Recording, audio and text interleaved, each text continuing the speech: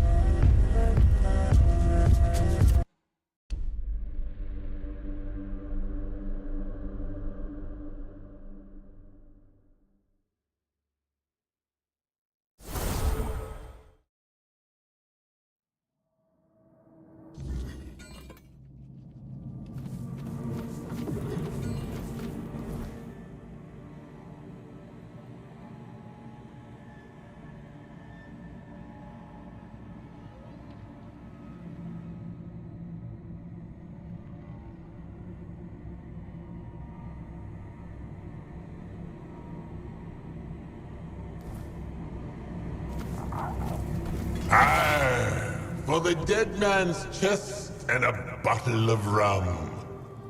You know what you must give me if you want to crawl past. Now that's a worthy drink. Crawl on through, and don't forget to drink one for my health.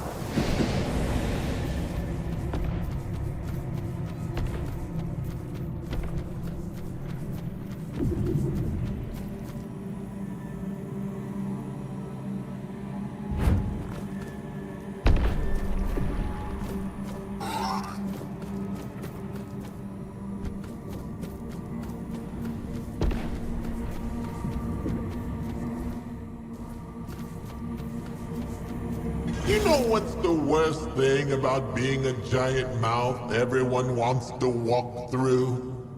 Everyone's so damn servile and polite. Insult me for a change. Then I'll open up.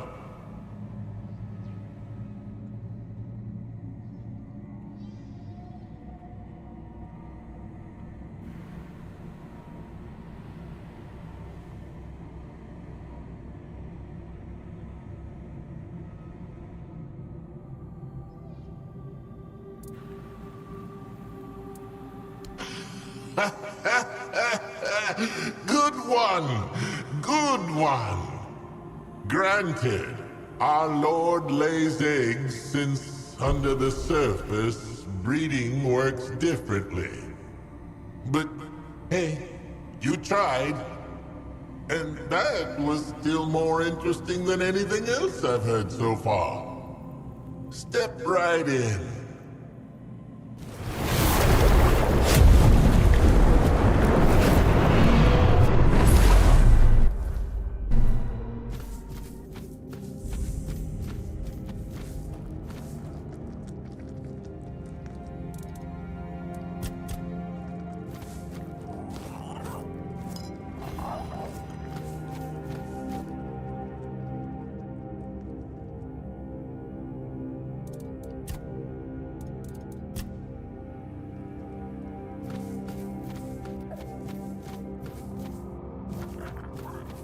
Aha! A rival approaches. If you're here to save the princess, turn back.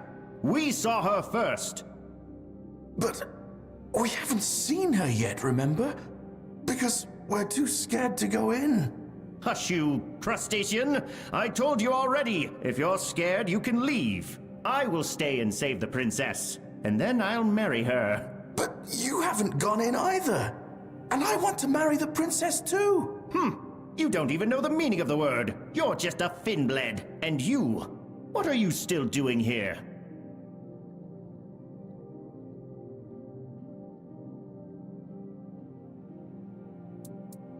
Well, of course I know.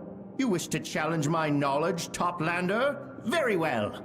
To marry someone is to give yourself into the eternal service of the one who rescued you. For the princess said to the knight, "You saved my life, therefore I shall marry you."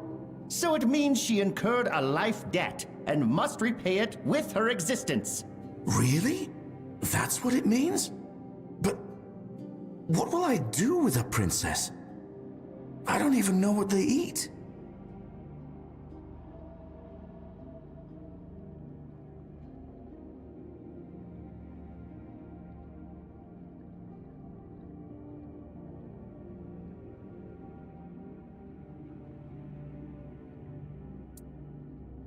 Oh, thank Abyssodontis. What? You...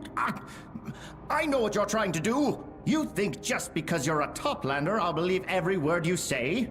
It's obvious you're lying, because you want the princess for yourself. But I'm not going to fall for that.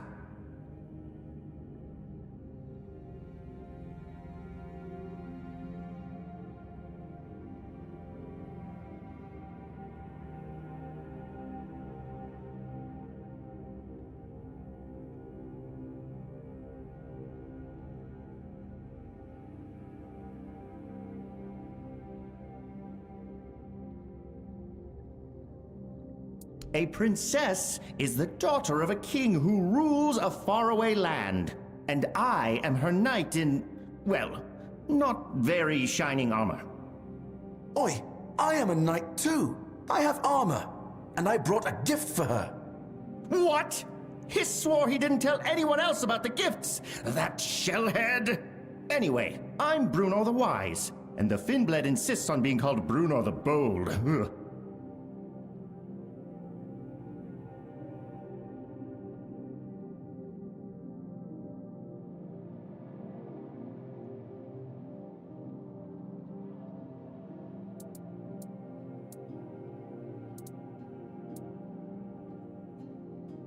Damned Hiss! Yes, it turns out we both brought gifts. Hiss said it was customary, but I'm not saying anything else. Oh no, certainly not in front of the Finbled. Children, I beg your pardon. This is knowledge of the highest order, bestowed upon us by Hiss. We paid a good price for it. Well, an outrageous price, truth be told. But it's all true, hence why we are here. What all princesses do, of course. She's being held captive in a cave. A tower. A tower that's in a cave, and she's waiting for a valiant knight to rescue her. If you go inside and listen, you can hear her calling for help. And it's very, very creepy. I wouldn't say more like wailing. She sounds terrified, in pain. Like a shoal of floatlings torn apart by the scion of the depths.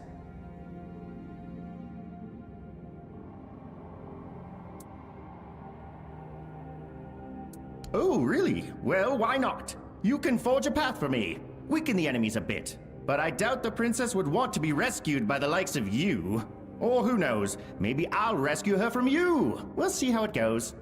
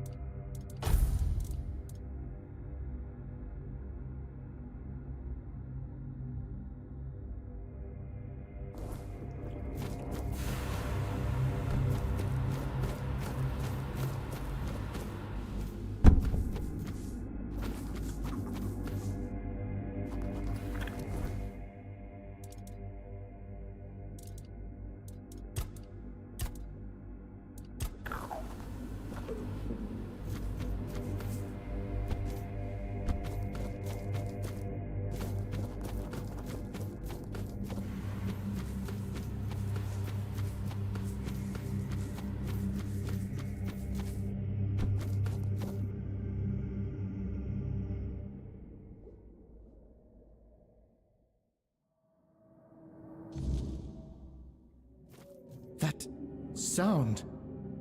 I could feel it vibrate through the water, and then it tore into my very body. I can still sense it inside me, weighing me down like an anchor. It makes me want to weep with it.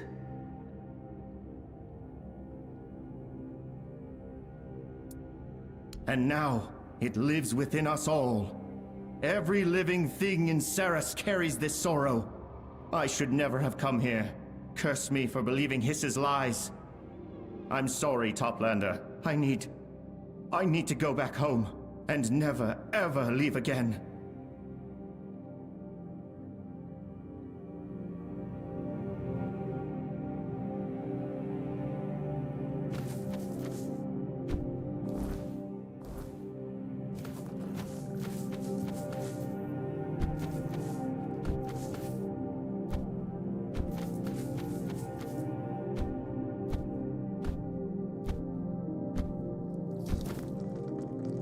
You are a Toplander. My word, you must be quite a sensation in Tumbo. Be careful, they might not let you leave until they've sucked you dry of all your knowledge. Their thirst for anything from the surface is insatiable, trust me. Oh, my name's Vosk. Nice to meet you.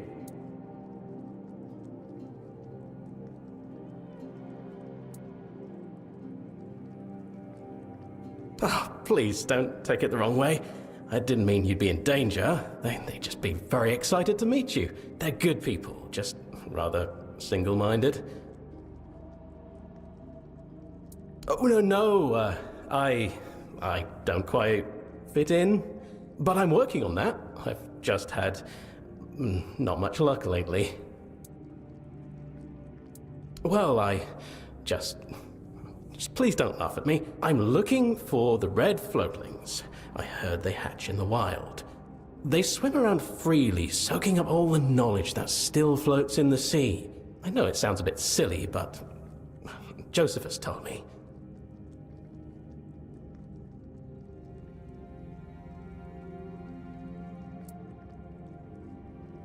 Well, I suppose I have to eat them? I haven't thought that far, to be honest. The point is, if I absorb their knowledge, maybe it'll spark a thirst for more in me. Or awaken a purpose. Anything, really. Really? Oh, that'd be amazing, thank you. I'll stay here, then. You can search elsewhere, and I won't miss them if they come by here. The current brought you back. Oh, what about them? Go.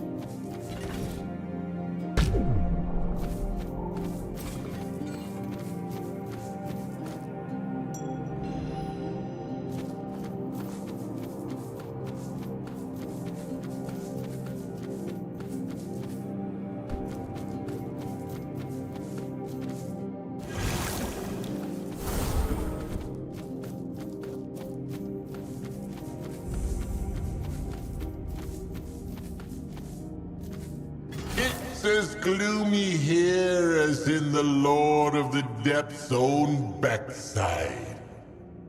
Amuse me. Give me your best knock-knock joke. Who's there?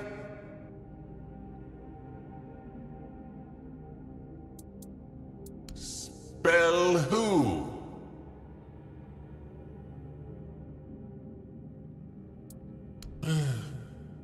A decent try, yet I find myself unmoved. One more try. Armageddon who? Not bad. Not amazing. Try again. A god who? Nice try. Give me another. Boo-hoo. Yeah, sorry, heard that one before. Have another go. This again? A god who?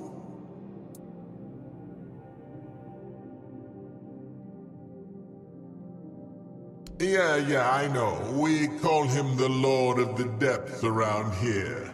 So, what's the problem?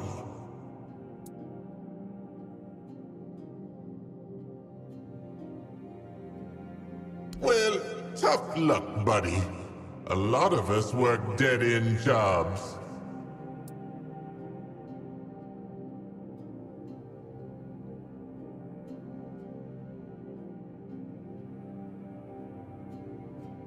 I'm listening.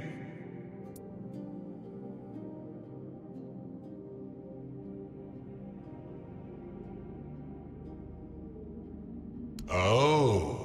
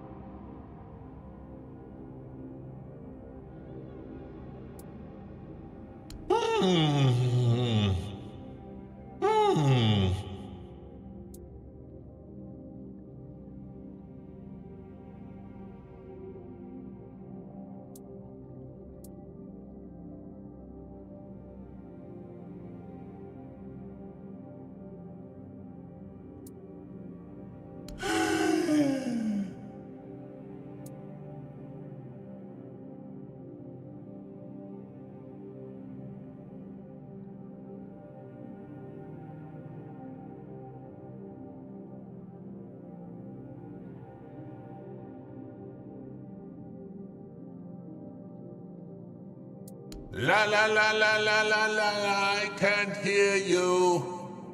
Good Lord, you maniac! What is your problem? I'm just a door, not a priest or whatever. Take that kind of thing elsewhere. What's your damn problem, God?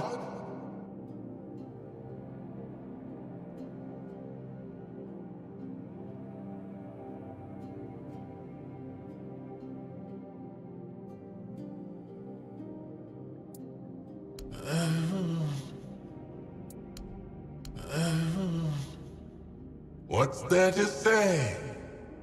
Go. Just go.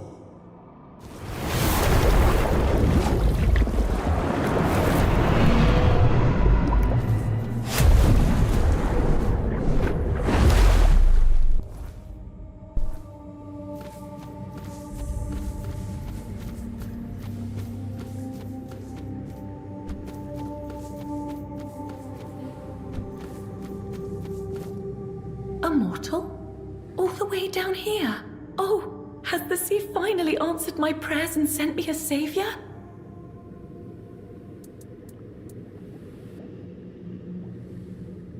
No, of course not. Don't say that. I don't share my kind's proclivity for human flesh.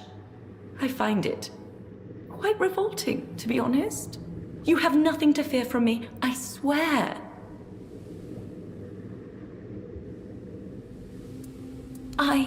My name is Enfys. A part of me is being held captive by a vicious scourge of the sea known as Charmer Glynn. His reach is wide, and his crew is large. He stole it. He stole my heart, and he decided to keep it for some nefarious reason. And as long as he holds it, I am at his mercy.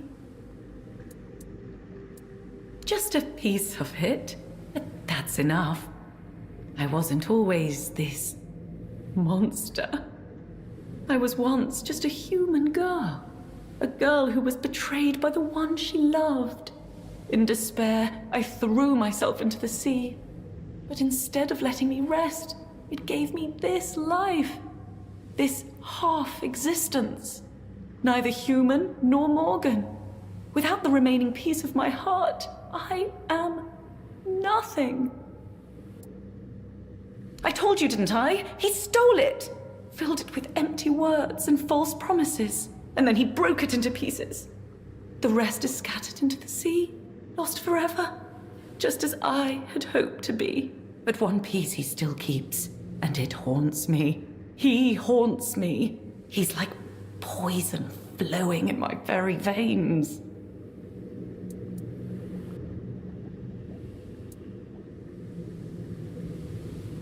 To my shame, yes, but it doesn't matter anymore. The past is the past. I only want to be free of him, once and for all. He's hurt me enough. He doesn't get to keep hurting me. Not anymore. Asking? He's a scoundrel and a rake, and I never want to see him again. Am I supposed to go begging for what is rightfully mine? Never! Besides, he's a known brute. He'd probably just kill me the moment he saw me. Will you? Truly? Oh, thank you, thank you! I promise you won't regret it. Glyn has treasure in abundance. You can take whatever you like from his hoard. It would serve him right to lose everything all at once, just as I have.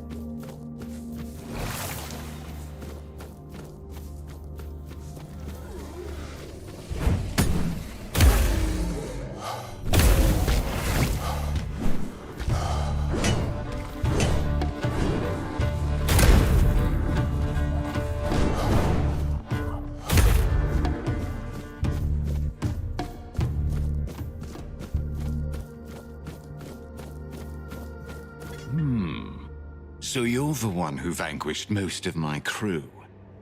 I didn't expect you to be so dry-skinned. I thought she'd seduce one of the scions, yet she went and found herself a landlubber. And all the way down here, too. She's always been resourceful, my envies.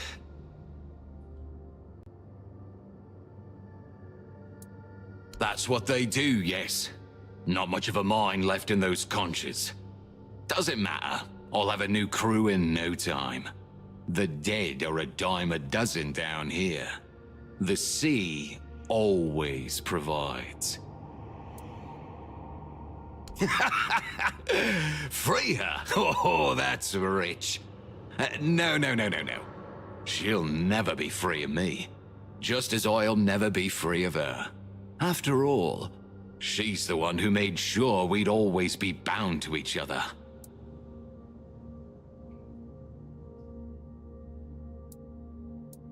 Ah, Enfys. Always weaving her little webs. Once, she even had a girl cast out of the village in disgrace. And why? Over a silly rumor that she and I had stolen a few kisses behind the barn. Yeah, she's always had a vengeful streak. Vengeful and manipulative. No wonder the sea loved her as much as I did.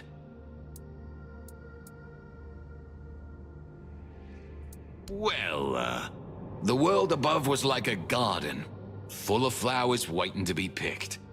And yet Enfys was always the most alluring of them. The one I came back to every time. But amusingly enough, no. That time, the rumor wasn't even true. Doesn't it? Then perhaps Enfys has found herself the perfect fool. I never stole it. She gave it to me. Bitterly, but willingly. A piece of her heart. Locked in a ring that once meant everything to us both. She may have thought I discarded it, but she was wrong. I know, and I'll give it to you. No need to kill me over it.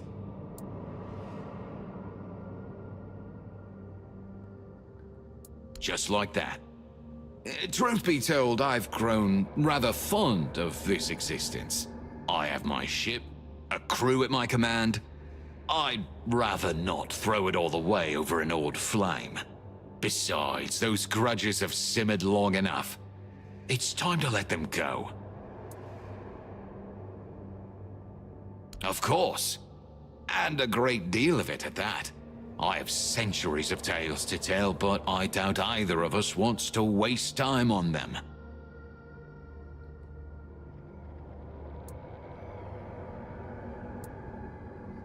Ah, very well. I gave her this ring a long time ago, when we were about to be married. But fate intervened, and it never came to pass. Enfys gave the ring back, saying I'd always have a piece of her heart. She just didn't know how true that would turn out to be. I never parted with it, even after she pulled me beneath the waves.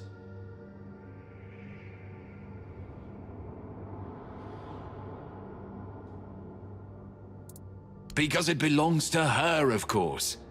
And we belong to each other. She always wanted me to understand that. Now I finally do. The ring will help her get over our little tiff. It will give us ample time to build a new understanding. That's all I'm willing to say on the matter. Yes, in the guise of an angry father who demanded I take responsibility for a girl who was not Enfys. I don't need to spell it out, do I? Enfys didn't take it well. She gave herself to the sea. Yet the sea loved her as I did, and claimed her as its own.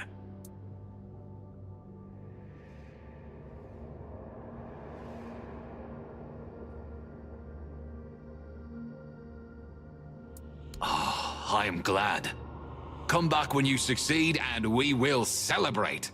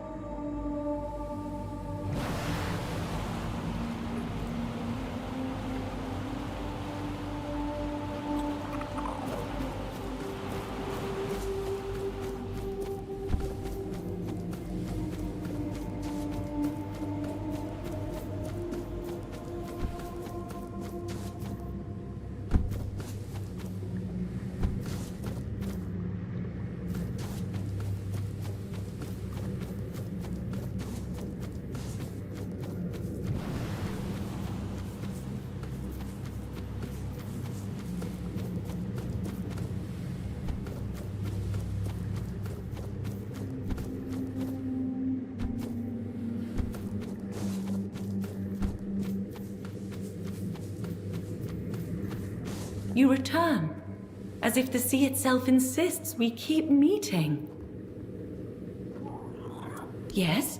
What is it? He gave it to you? Why?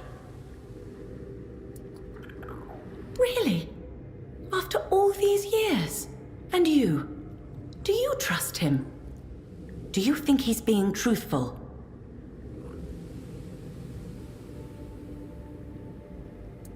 It's been so long I can hardly believe it. Well, perhaps he finally saw the error of his ways. Perhaps, once I'm whole again, I'll go see for myself. Finally sink my claws into someone's flesh and truly enjoy it. You may go, mortal. I need to... What is happening? My head, it's... No! Stop it! I won't let you! I need to go to Glyn, so we can be together forever. Just as I wanted.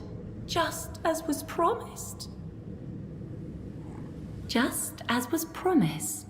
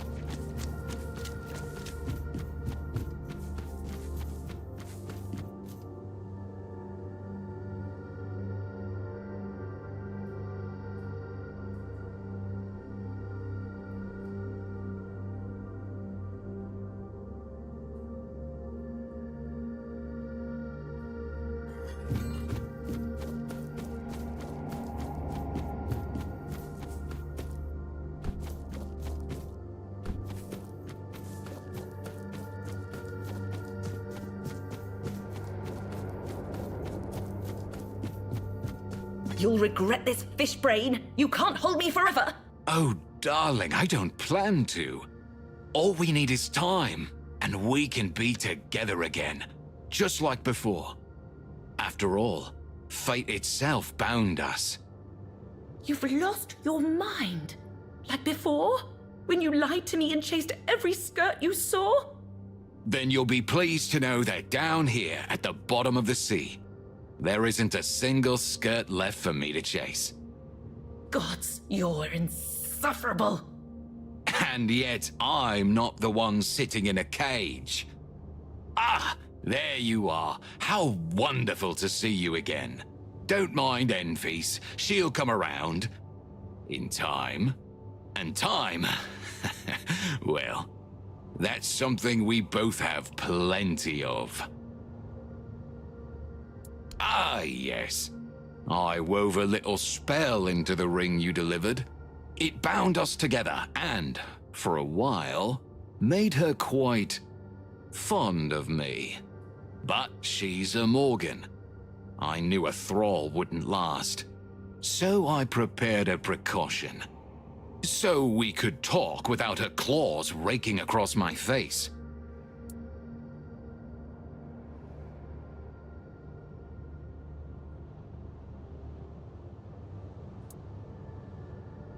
Nonsense! We could still have a future.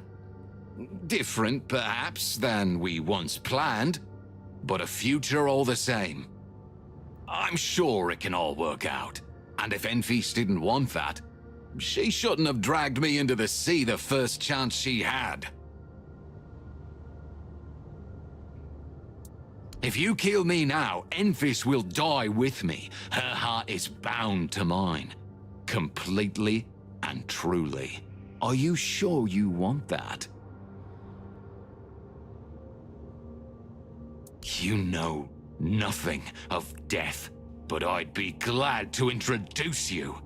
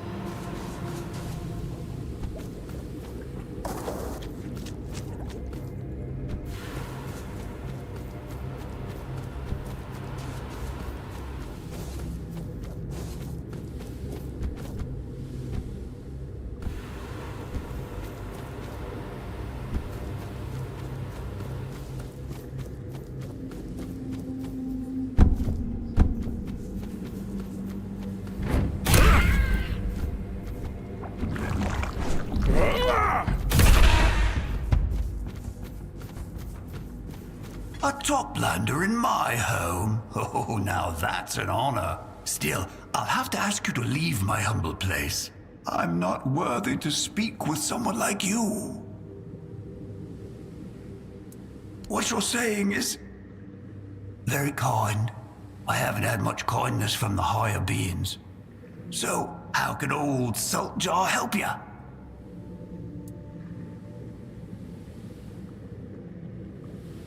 Ah, this one? Oh, it's nothing special. I dug it out of the sand. I watched over it for 3 days and 3 nights, waiting to see if the creature that laid it will come back. But that didn't happen, and the water temperature was dropping, so I took it home. Oh, no, please. I didn't mean to do anything wrong. I've been taking good care of it, and Breath already has so many eggs to look after. It's just 1 egg. It might not even hatch. That happens sometimes, but it means so much to me. Please, don't take it away, Toplander.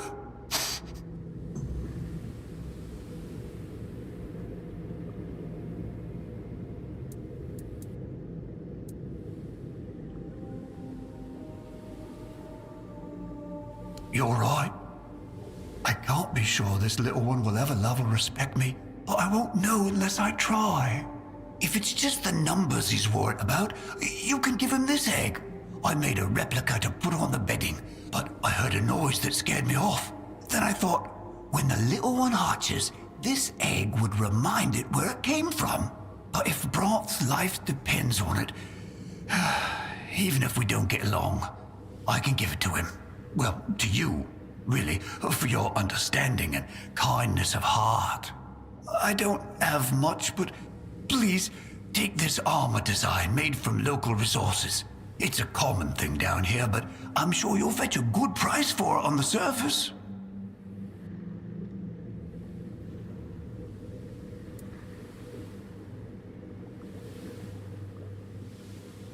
I don't know how to thank you.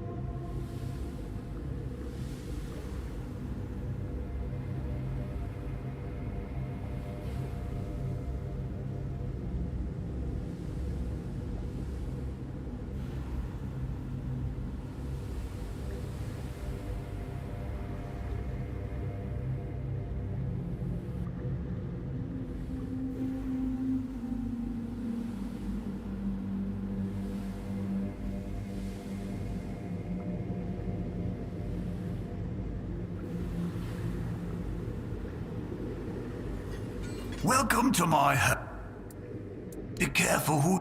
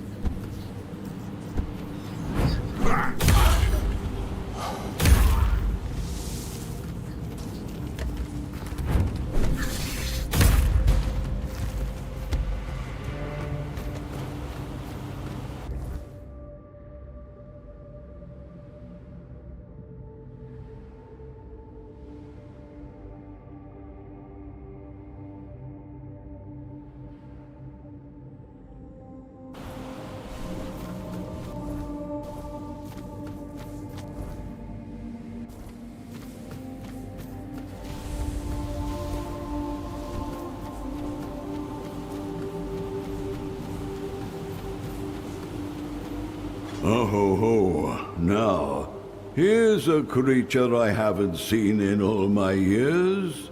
No fins, no scales. You look heavy, like even the strongest current couldn't carry you off. I don't want to sound rude, but would you mind telling me what you are?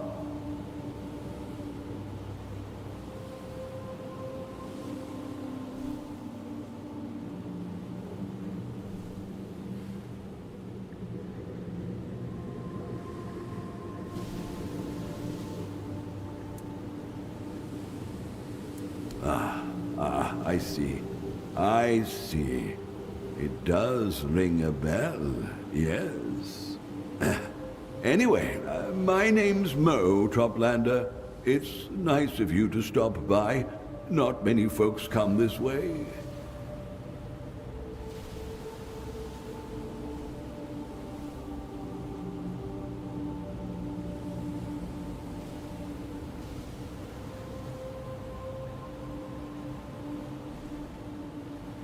I live here.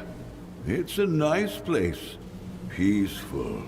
And when I've got time, I go listen to the rift. It calls to me sometimes. Ha! I know what you're thinking. Ah, that old reef-bound must be going soft in the head in his old age. But I'm not. I swear it's true. You can see for yourself, or rather, hear.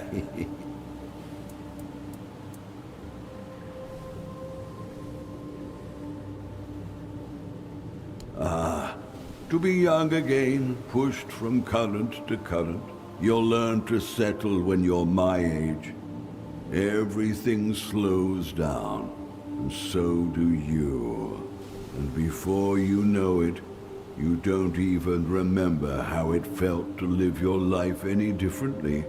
Anyway, the rift isn't going anywhere.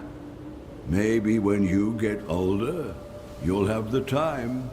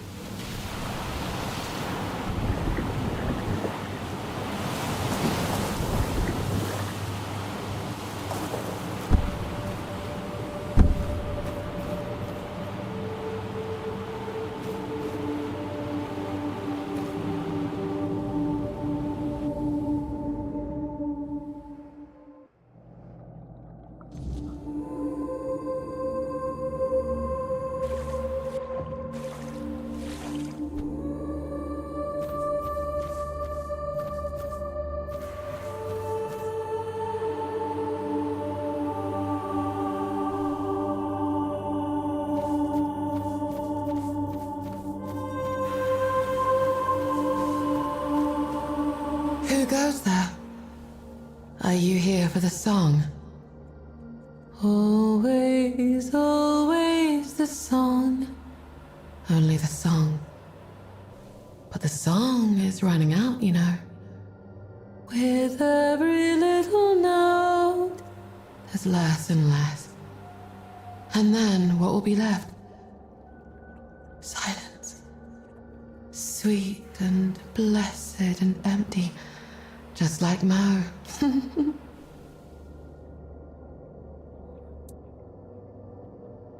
Why, I am the song. Don't you know me?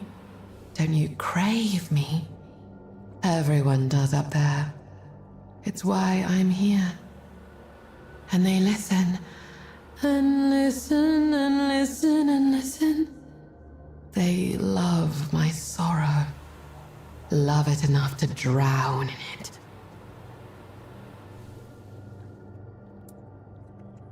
They trapped me.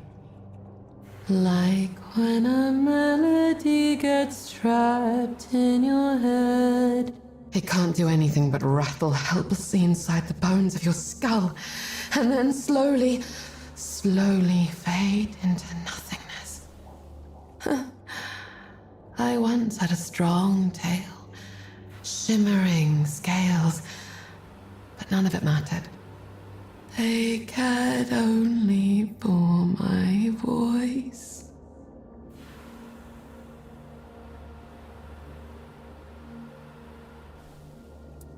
Mo, the lover of the song. Mo, the net caster. Mo, the tormentor. Mo, the lonesome. He is none of those things now. Except the last one. I took everything he was. There's nothing in his head now, except the song. Except me. That was what he wanted. Besides, I had to eat something, didn't I? They never fed me. After all, songs do not eat.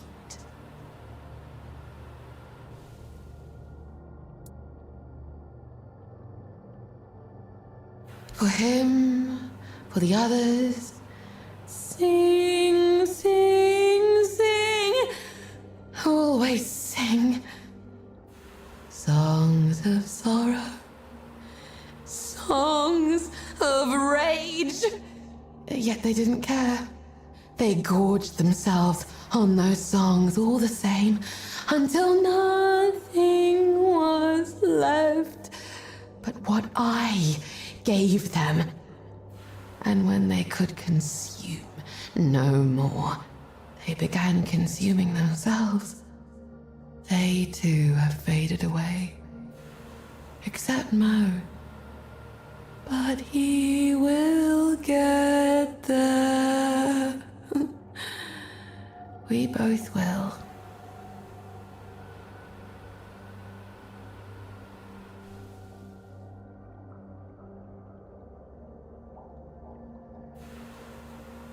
He doesn't give me anything else. I'd rather have an arm, thank you very much. Or a juicy, tasty leg. But no. A song doesn't get to eat. Only to harvest what it can reach. His mind is mine. It has been ever since he gave himself to the song completely. The memories are not much, barely enough to keep me from fading away. I coil them into a tiny shimmering ball inside me, and slowly suck the life from them.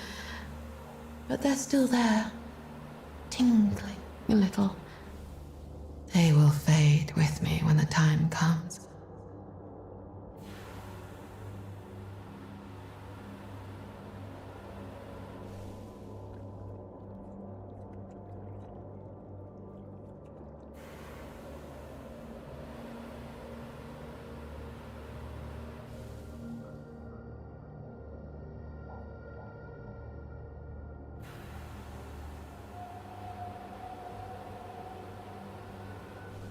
Not as long as Mo and I are intertwined. I have his mind. He has my everything. He swallowed the song, and it moves within him. It is his thieving flesh I need. No one else's.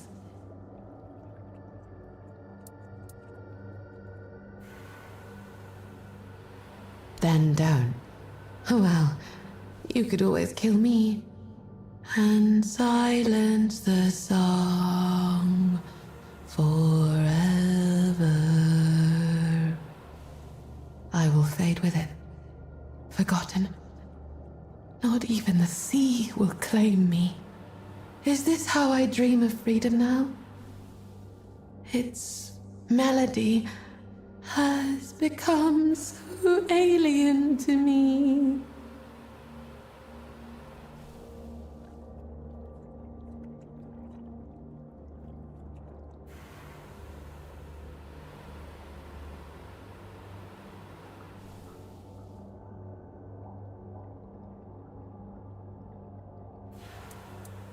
Oh, and I belong to him? He should give me back first! But it's too late. It's all too late. He's trapped within me, as I am trapped within him. You'd have to rip his memories from my dead flesh. Do it. Don't do it. I don't care. Whether the last notes fade now or later makes no difference to me.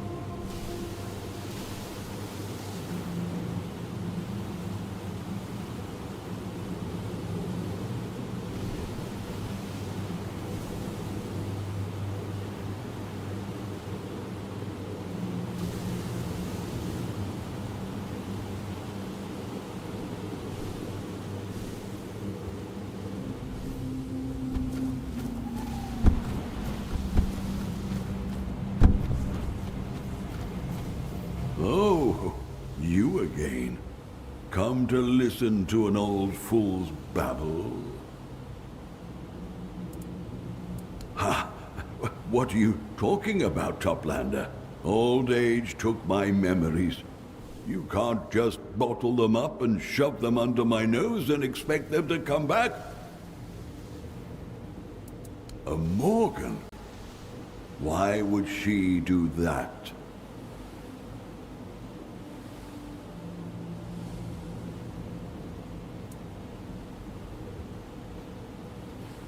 Me? I'm just an old reef-bound. All that talk about dooming makes me sound like I'm the Lord himself. No, I don't know what happened to that poor thing, but she must be mistaken. I didn't put anyone in the rift. The rift has always been there, and it's always sung for as long as I can remember. I didn't put her there. I couldn't.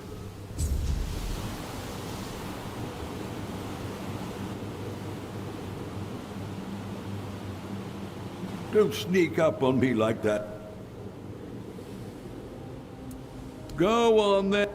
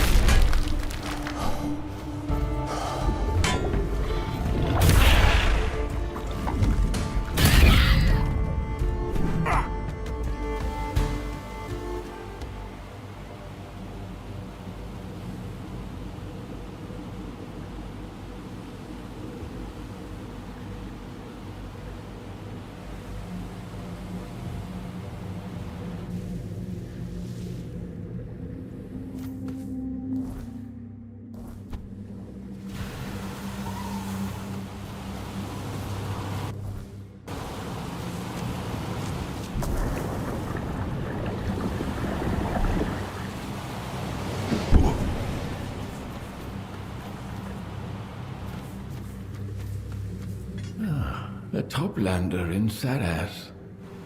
I never thought I'd see another of your kind down here. I'm Siravos, a musician. At least that's how I like to think of myself. They looked similar enough, although they had been somewhat altered by the magics of our Saras, or by the grace of the Lord of the Depths. Depends who you ask. You should know that I'm old, very old, even by the standards of this place. I remember the first sailors when they were still quite human. I hatched so long ago. I watched the Ulcerat rise. I've been wondering about that myself.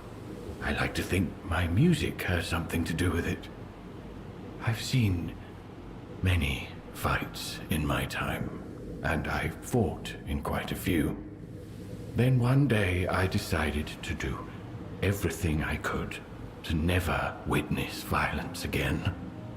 Maybe that wish is reflected in the tune I play. At least that's what I hope.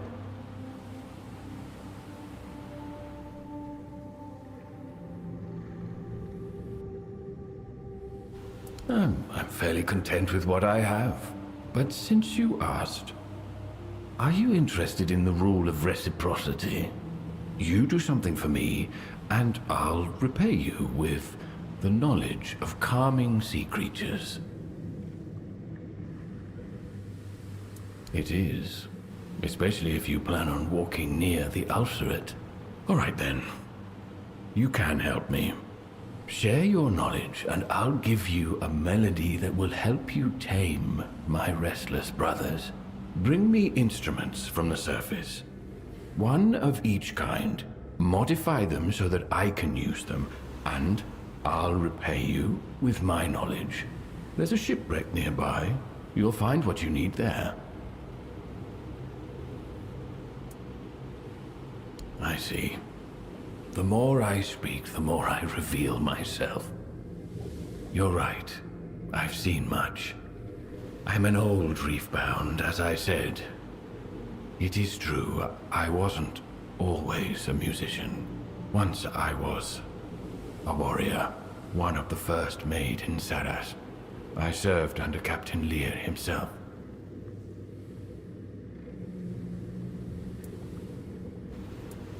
What do you want to know? Knowledge of Saras runs as deep as the oceans it sits in.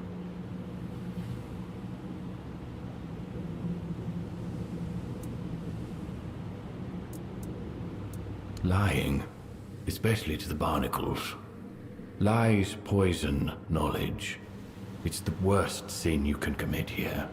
That doesn't mean no one lies here, of course. all the more reason you should avoid it.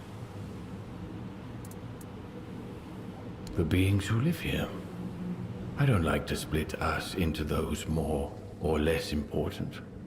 Though if you must know who shapes Saras, it's Captain Lear and Lady Nimue. Something tells me you'll meet them along the way. No Toplander comes to us by accident. Hope, betrayal, and a promise. Forgive the poetic turn of phrase, but after so many years of quiet solitude, those are the conclusions I've reached. Hope is the glue of our society. The hope that Saras will endure. Betrayal because Captain Lear and Lady Nimue had to endure it for Saras to be born. That's their tale to tell. And a promise of endless life. Saras is a place without death. When we die, our bodies feed our brethren. That way, we never truly leave Saras. I don't know what he is now. I only know who he was when we fought side by side. He was a rare kind of fighter, fierce, relentless. He knew no mercy, for he had never seen it on the surface.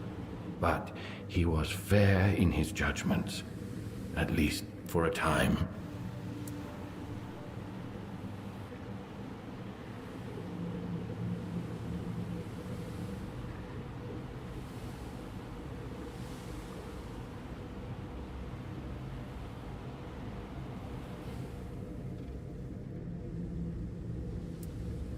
This place was made by power from the surface, but it is not part of it. You Toplanders like to think of yourselves as individuals, each unique. We are different. We find joy in our community and think as one. When the strength of a single will meets the strength of the whole, not every mind can manage it. And Lear never fused with Saras the way the rest of his crew did. That is why Lady Nimue put the captain to sleep, and only the sound of the organ can wake him. It is now, because that's what Lear made it.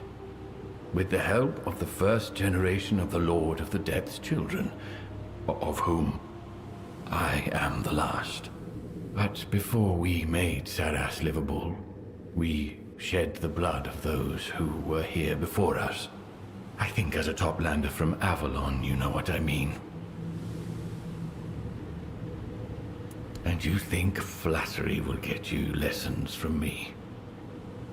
I enjoy talking to you, Toplander, but I promised myself I would not raise my hand to spill blood again, even if it is not my hand. May the depths be gentle to you.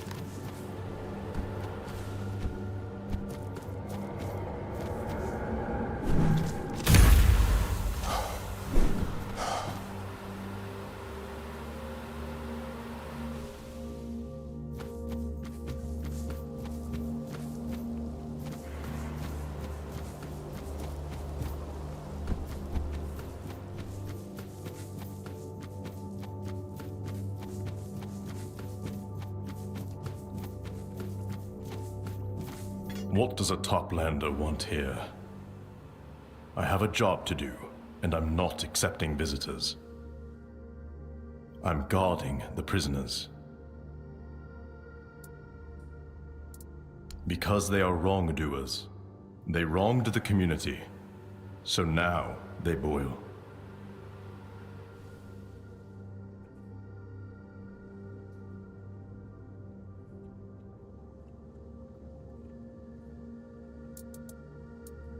There is.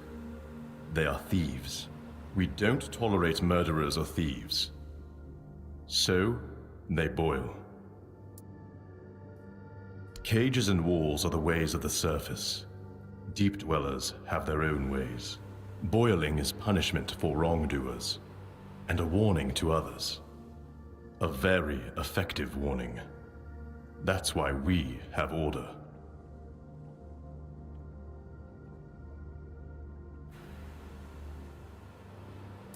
I don't have anyone by that name in my geyser, so no, I haven't seen her. Stick to the rules, and you'll be safe.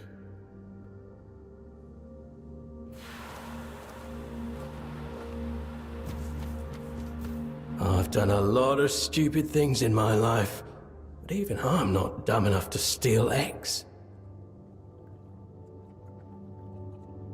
I've done a lot of stupid things in my life. Let's go, boss. He talks.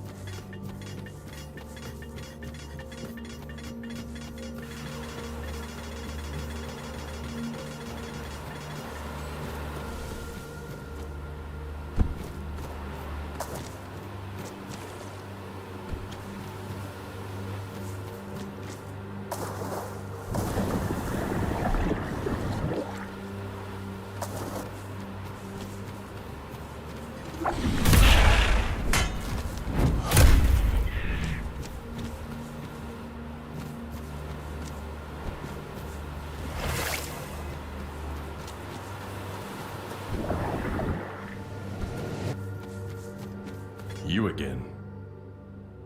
Go on your way.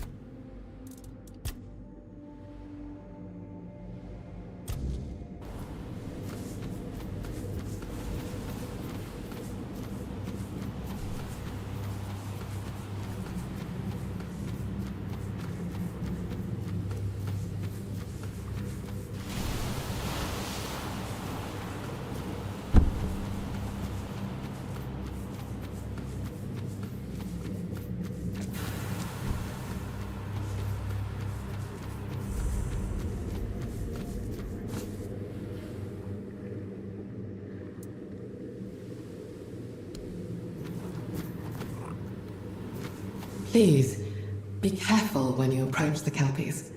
They're not used to your scent. You wouldn't want to startle them. I'm Undira. I keep watch over these beautiful creatures.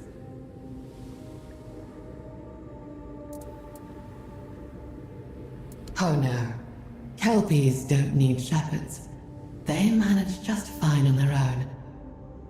I am here because I love watching them. They're so majestic. So beautiful. So free. So unlike the rest of us in Saras. In a way, we can roam the domain of the Lord of the Seas, of course, and my sisters and I are free to explore Avalon's shores. But still, I can't shake the feeling that we're caught in a net. There's nothing for us beyond the sea. Kelpies don't care about any of that. And that, to me, is what freedom truly is. They are everything you see, and everything you cannot perceive. They are the current and the wind on the sea's surface, the storm and the serene depths. They are all they choose to be, and they want for nothing more. They are happy.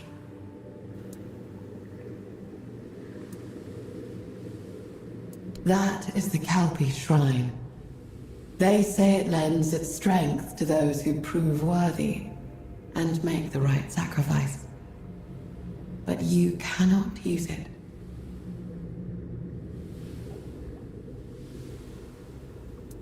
Because the sacrifice it demands is Kelpie blood. And to get it, you would have to kill one. Do that, and you'd face not just the whole herd, but me as well. I've sworn to protect their peace, even if it costs me my life. You know the price now. Are you still willing to pay it?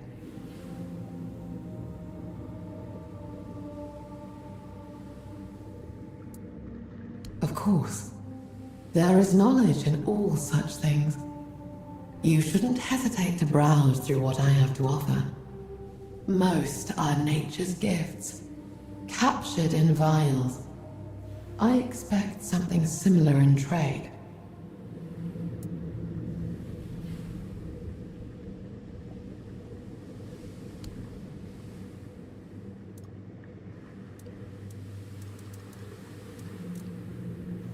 Go with the current.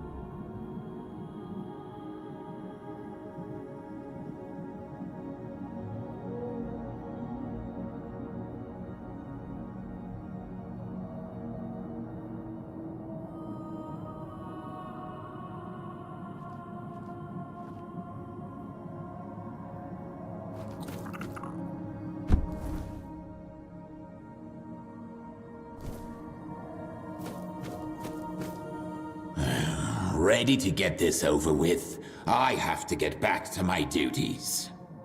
You wouldn't believe the bloody carnage a few scions can wreak if they're left unattended.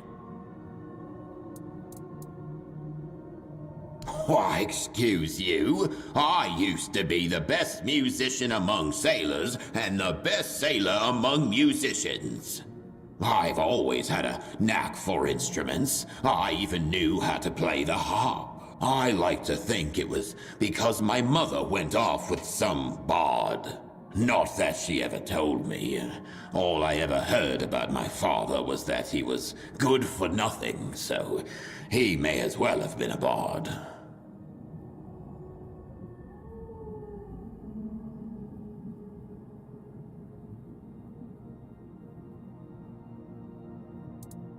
Live as long as I have, and there's not much left to fear.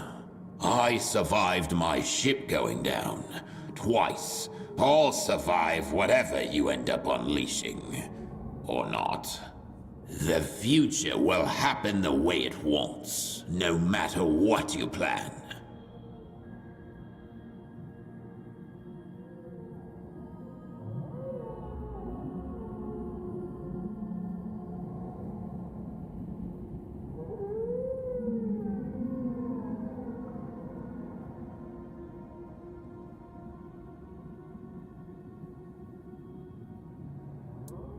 Oh, he's a big, vicious bastard who hates having his time wasted. You can count on one hand the folk who don't annoy him on sight, so prepare for the worst. He fights to kill, and he fights dirty.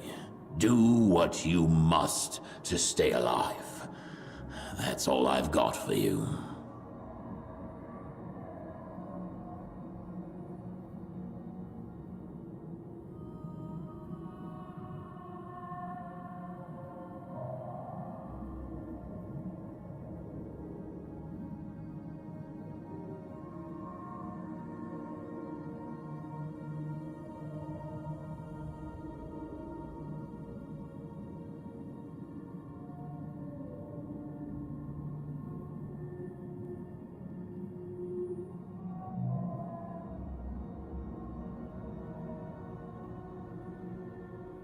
Come on, don't keep us waiting.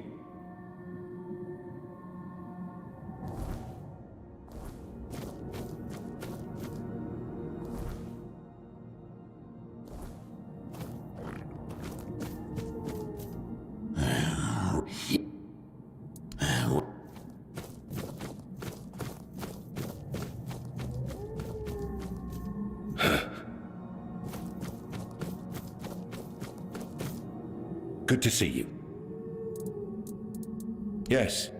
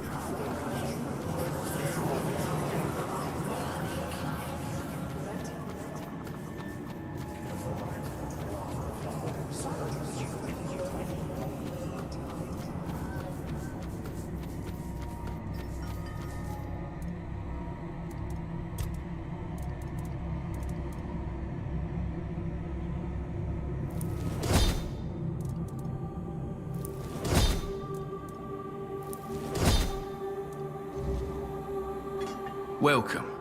Good to see you still in one piece. We'll see if it holds anything of value. Well, whatever's inside. You've earned this. Please, take it. Make yourself...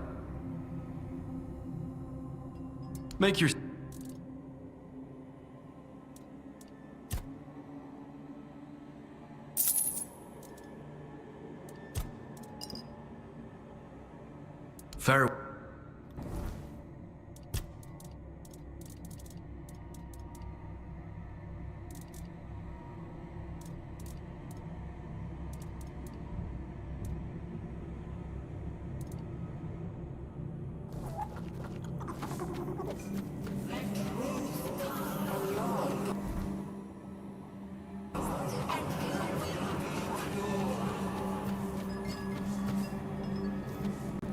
Welcome. You know what...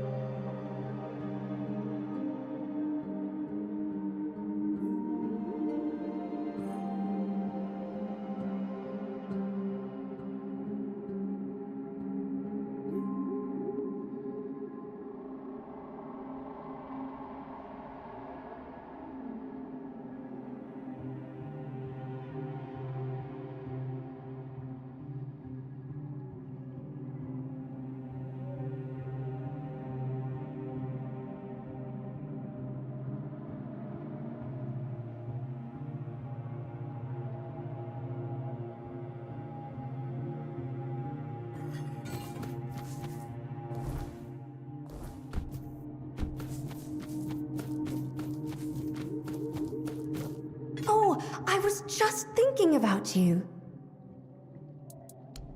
Yes! So, this one was a bit tricky. I found a sealed container in a shipwreck, so I decided to look inside, right? And there was... this. It has such an odd crystalline texture, but the golden color is so beautiful. I once heard a Morgan complain that the surface is too bright because of the, sun? So, I deduced that this must be the light of the sun itself, spun into crystals. Am I right?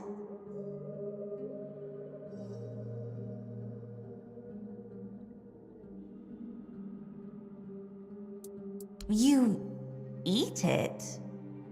And how is it made?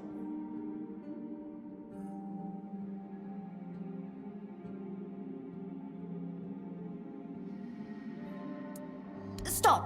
I think I've heard enough. So it's not the sun? I see. So I wasn't too far off, was I? Thank you for this knowledge. I think I need some time to think about it.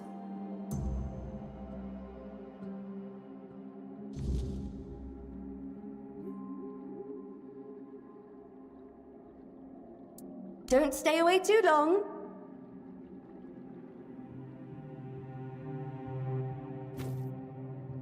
Hello. The Toplander has found this one. The meddling Toplander should not expect to gain knowledge not meant for the Toplander's ears. This one will give the Toplander an object of material value in return for the seaweed.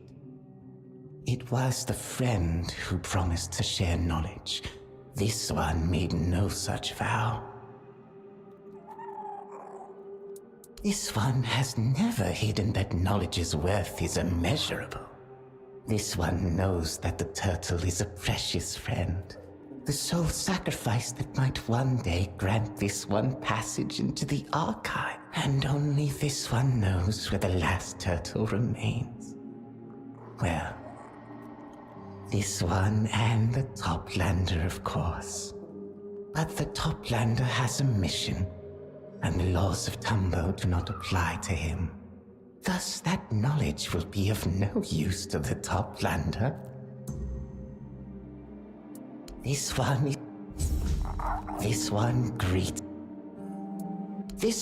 might know what became of Sindril, but why should this one share his knowledge?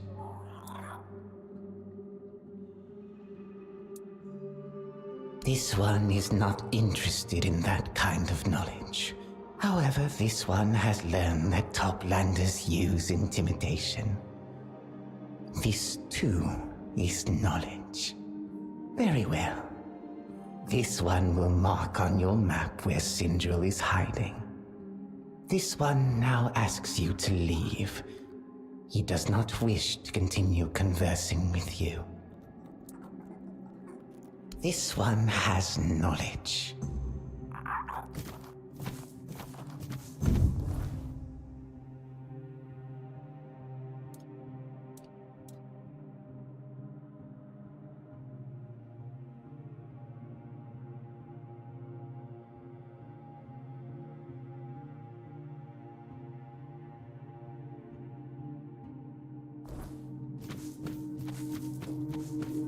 Hiss has no choice. He has to confess to taking Sindril. There's no other way. Always swim with the current.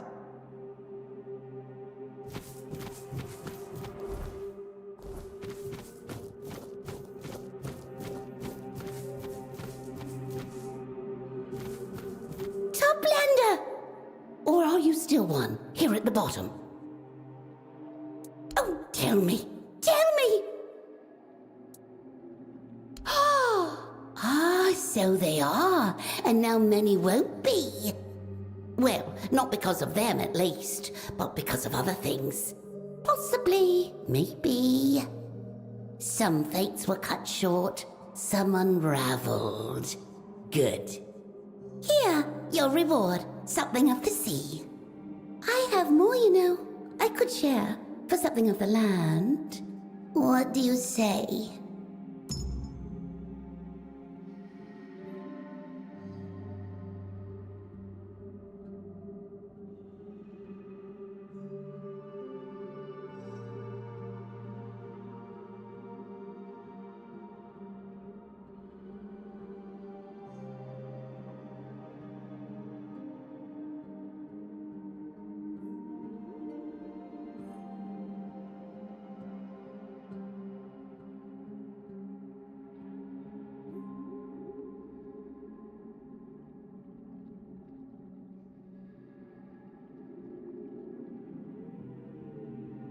Secret for secret.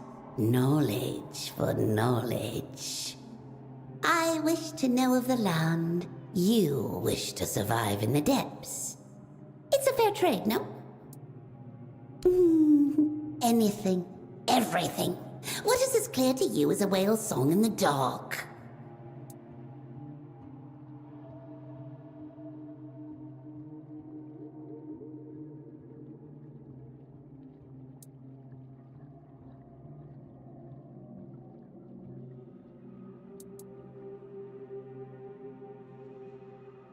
But it is to me. I know what it carries. I feel it through my scales. They are always there, and I know what they mean. That kind of thing. Good. I will have my treasures ready.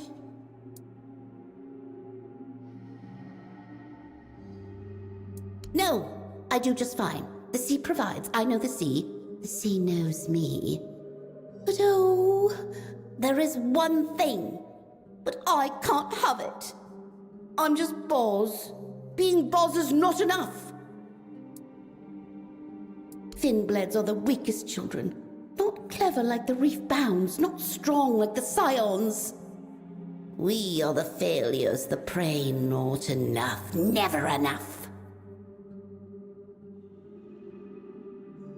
Is this the way of the surface? Here, you are what you are. The moment you hatch, you know how you'll die, and then you'll be eaten. Or sooner, such is the cycle. But I want the way of the Toplanders, your way.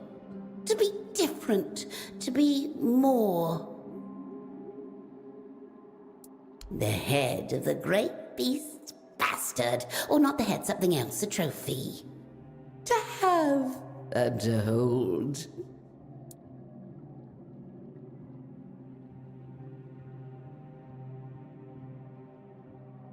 To prove a point. I may be a thin-bled, but I am not weak, not stupid.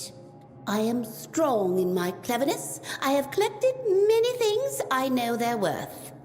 And that knowledge I will use in the surface way. I will have what cannot be had. Respect. A little fear, not too much, but enough.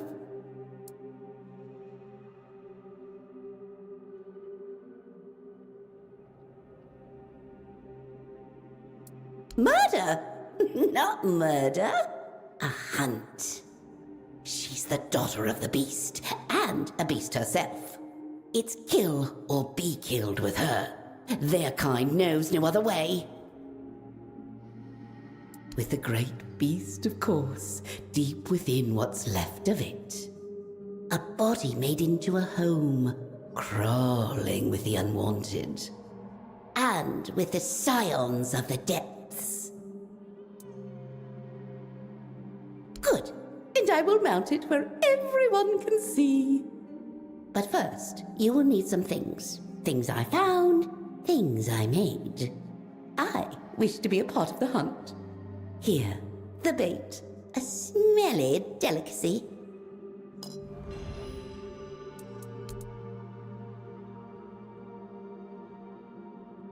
You've given me a gift. I will treasure it. Thank you for your knowledge, Toplander. I need to put it away. See that it sits neatly. Try.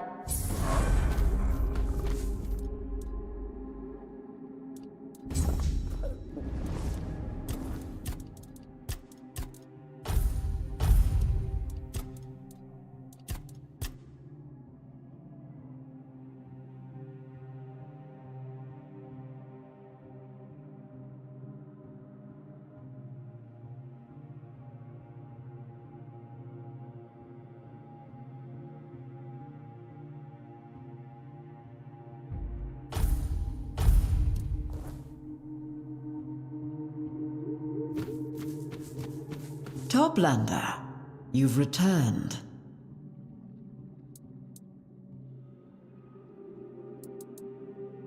I believe it has... My peers in the Ulcerate called me a stickler. I like order, and I do not bore easily. If you need any, you will not enter and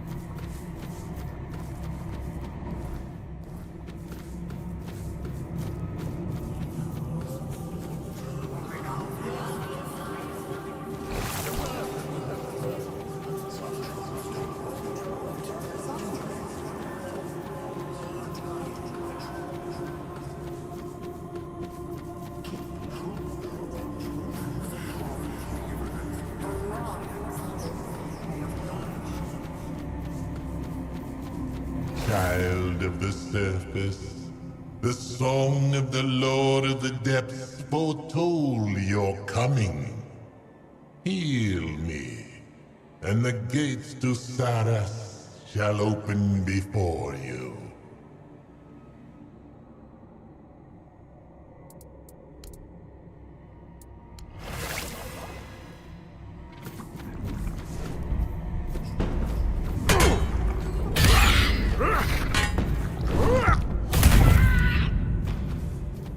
You fought well. Those were the creatures who drained me. Forgive me this deception, and thank you for the grace you have granted me. May our realm bestow its favor upon you.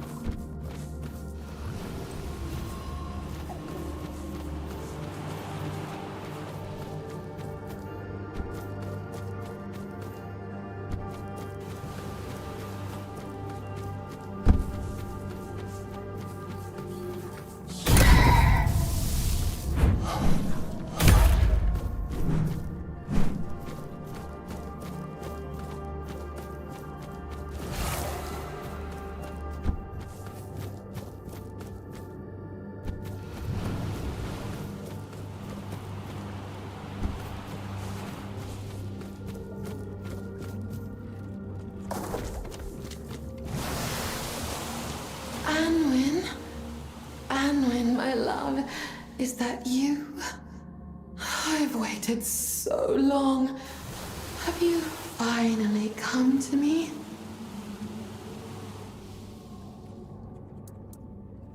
Oh, my Anwin. There's no need to be shy, my sweet.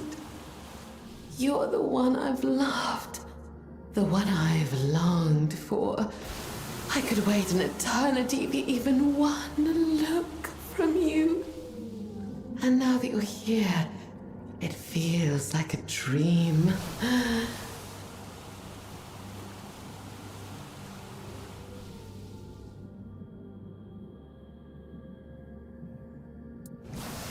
No, don't say that. I've searched for you in every face I saw. I know it's you. I'd know you anywhere. You live in my heart, in my very bones. You fill every crevice of me. Don't reject me. I won't survive it.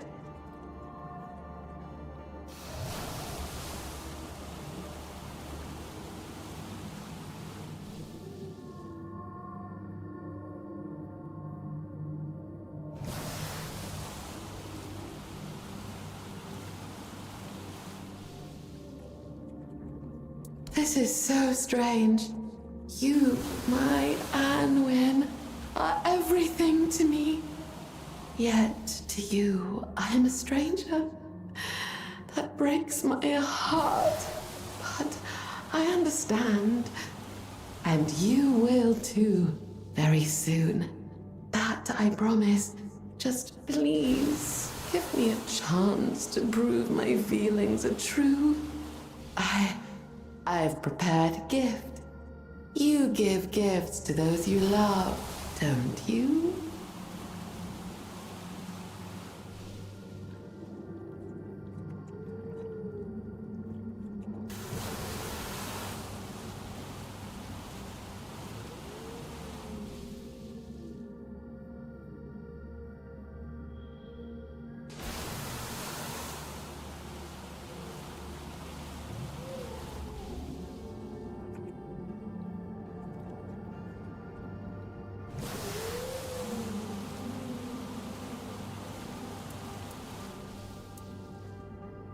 Oh, I won't spoil the surprise. You'll have to see for yourself.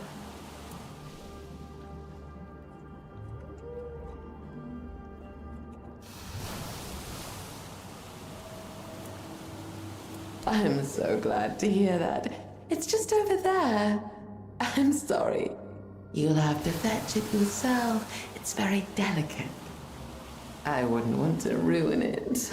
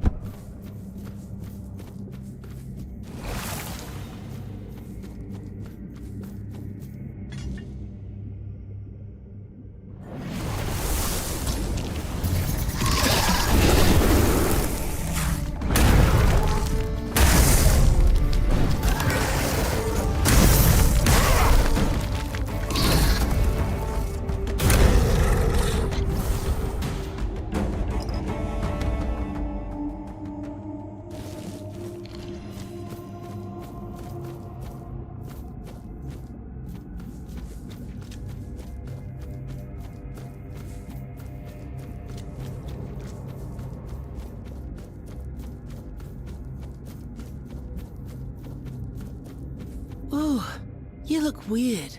Mummy let you out? Mummy never lets anyone out. Was it because of how weird you look? Dead? Why? She was fine just a while ago. Yelled at me not to get underfoot, so I left. I never should have left.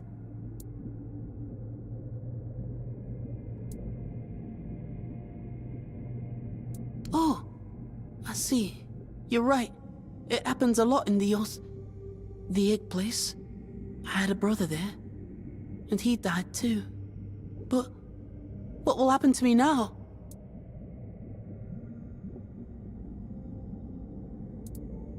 But I've never been on my own. There was Mr. Apps and the carers, and then Mummy. At least no one will yell at me when I'm on my own. I guess I'll stay here for now. At least I won't be hungry.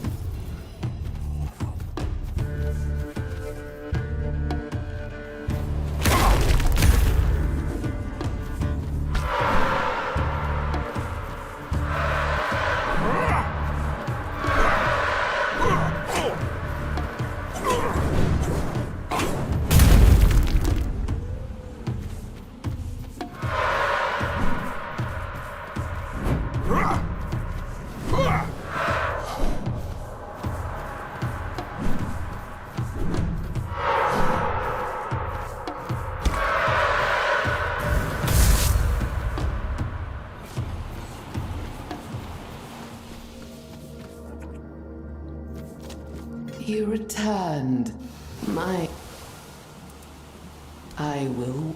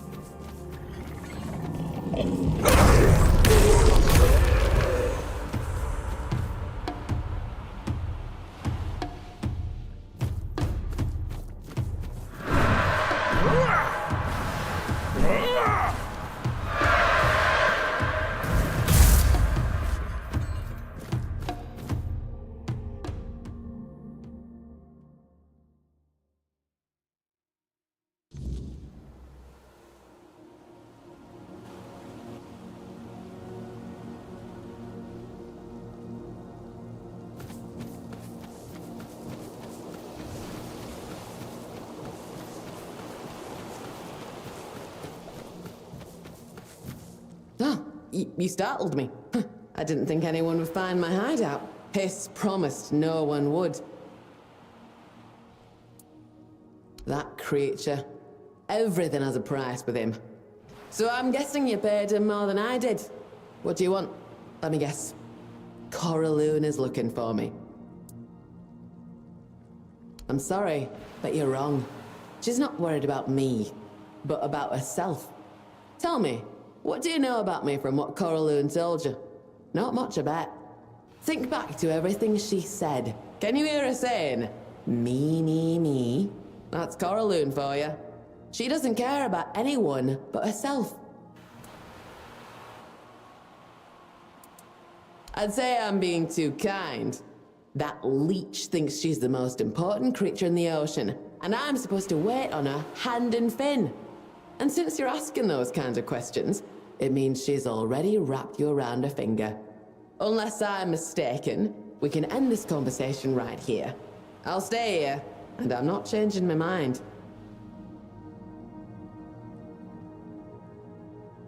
Because I want to finally be free, to have my own life, to start my own family. No more and no less. You have no idea what it's like to spend your life with someone who always plays the victim. It's not that she can't do anything. She just doesn't want to. She throws up her hands and insists I do everything better. For a long time, I kept falling for her games. But when I tried to teach her something, to show her how she could have a better life, hunt on her own, gather seaweed, she'd get offended and punish me with silence. Or she'd accuse me of putting on airs, of treating her like an idiot. She'd say anything just to make me give up and do everything for her. I couldn't keep living like that, and I won't keep living like that. You could do that, of course. But you could also lie to her. Tell her you found my body, and that I had this letter with me. You can read it if you want, I don't care. I just want to be left alone. As for the reward, I don't know what she promised you, but don't expect riches. We never had much, and I took most of our valuables with me. She'll manage, she always does. She'll beg for what she needs to survive. I can share the rest of what I have with you. You just need to make Coraloon stop searching for me.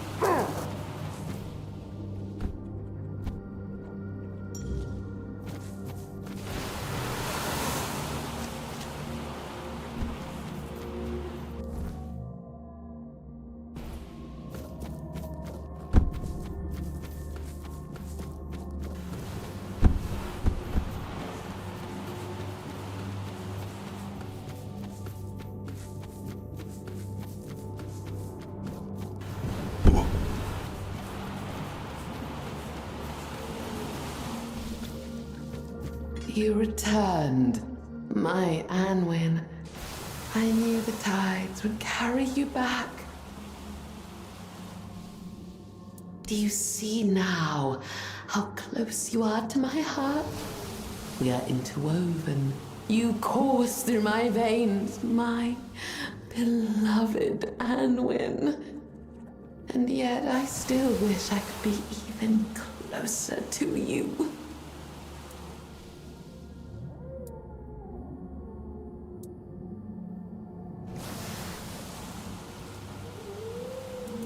Beloved. Oh, how I long to hear that word fall from your lips. Come, let me hold you. Let us be one. You are not.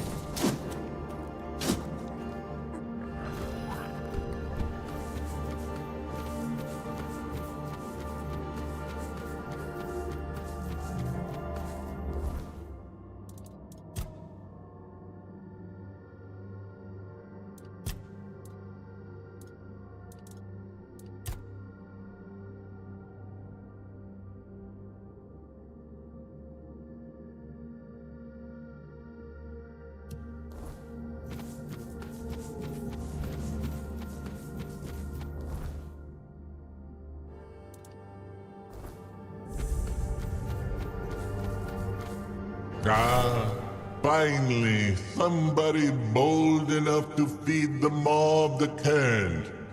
And a toplander, no less. Let me see if your so-called culinary knowledge can rise above mediocrity. Now, feed me.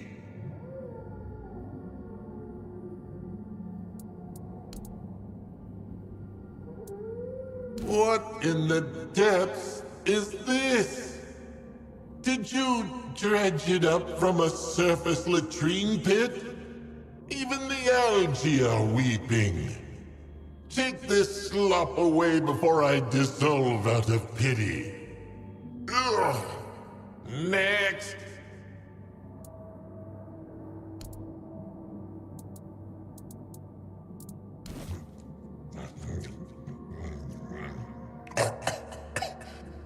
Oh! By the cold heart of the depths, you have not! This tastes like betrayal wrapped in seaweed. Enough! Spare me this culinary torture.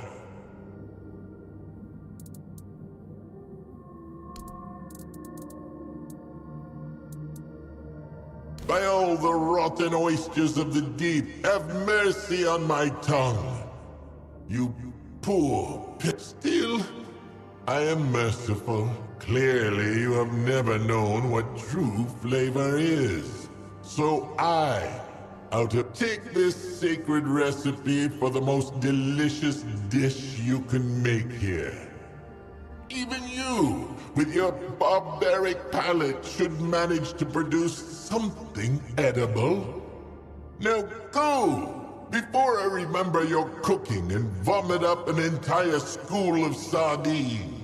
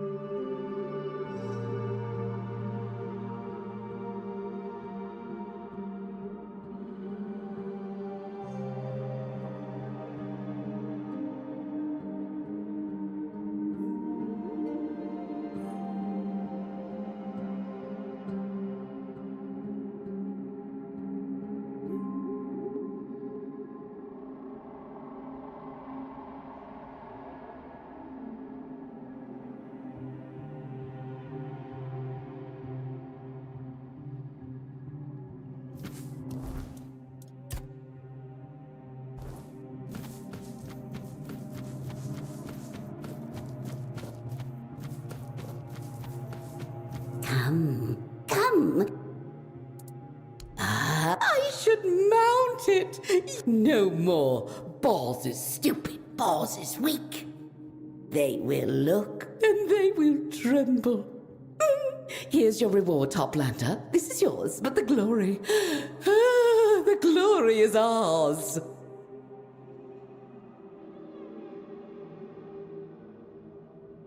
The Scions have no children. A child is weak. And what is weak is eaten. I know, I've seen it. And Finbleds Are the weakest. We are food to them, not brood.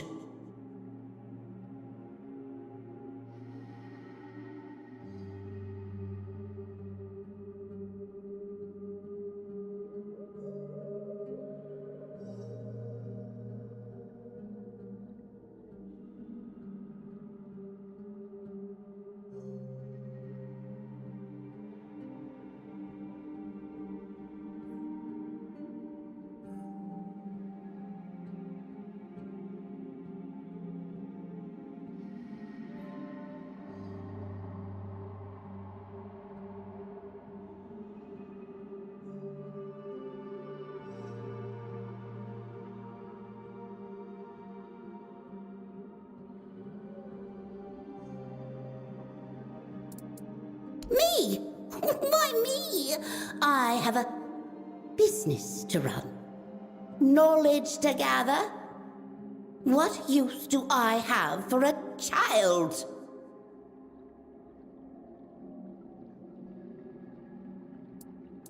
Is that what you do? On the surface? Tear each other's brood away and make it your own? How fascinating. How cruel. Yes, that's what I will do. I will take the child, tell everyone of his monstrous mother. I will be lauded as a savior. Boz the Merciful. Oh, I cannot wait.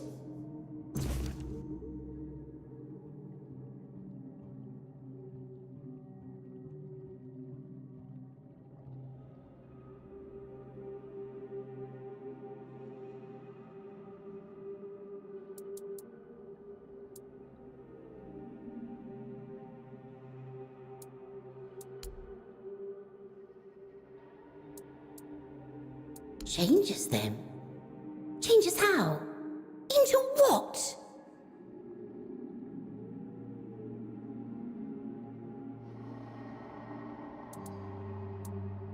The Scions are monsters. They hatch like that. We don't need your weirdness for that. And more Scions every night? How boring that sounds. How vile. We don't need your weirdness at all. Thank you for your knowledge, Toplander. I need to put it away. See that it sits neatly. Come back later, when I have room for more. Don't drift...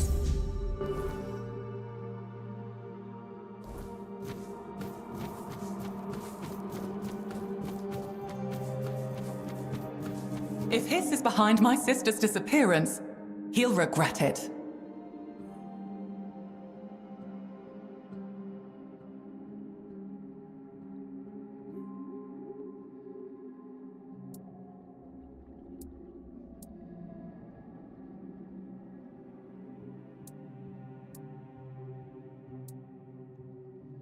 That's impossible. You must be mistaken. My sister would never leave me. She's just playing a prank on me. Very funny. See? I'm laughing. But enough is enough. Tell her she needs to come back to me at once. I can't do this alone.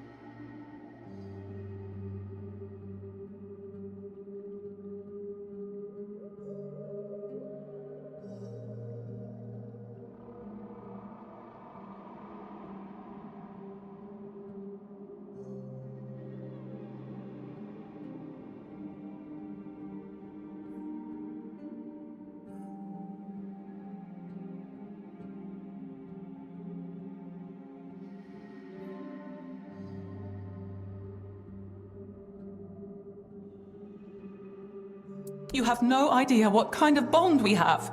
We've always been together. We were supposed to be together forever. Forever young, innocent, beautiful, independent. No shoal, no males. Do you have any idea how hard it is to survive in this world on your own?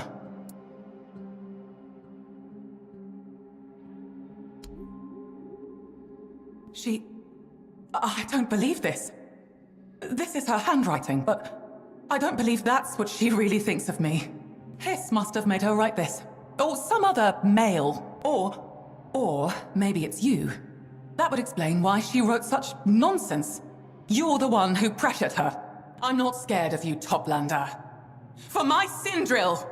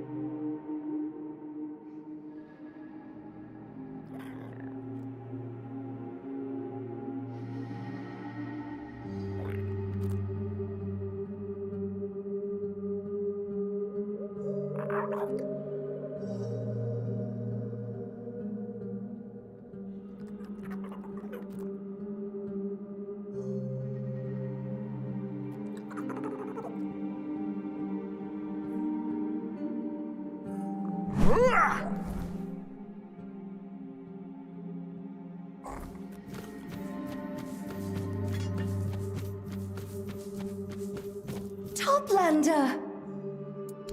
Oh, of course. This one's quite easy. But I'd still... So strange, the whole story. But I'm fairly certain it's just a piece of jewelry. The shape is so pretty. Probably lost by some poor Toplander, abducted by a Kelpie. Horses? What are horses?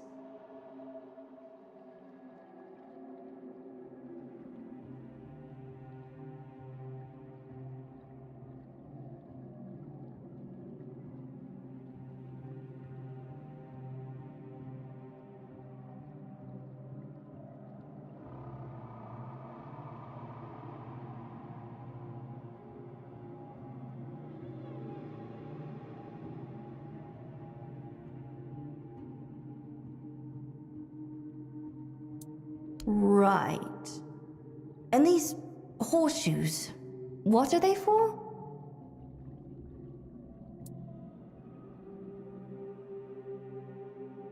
A foot. So it's not some delicate Toplander's adornment, but something you strap onto a beast's foot.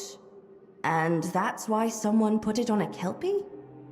To make it a beast of burden? That's barbaric. To use a free creature that way. I don't think I want to hear more about the surface. Please, just leave me be.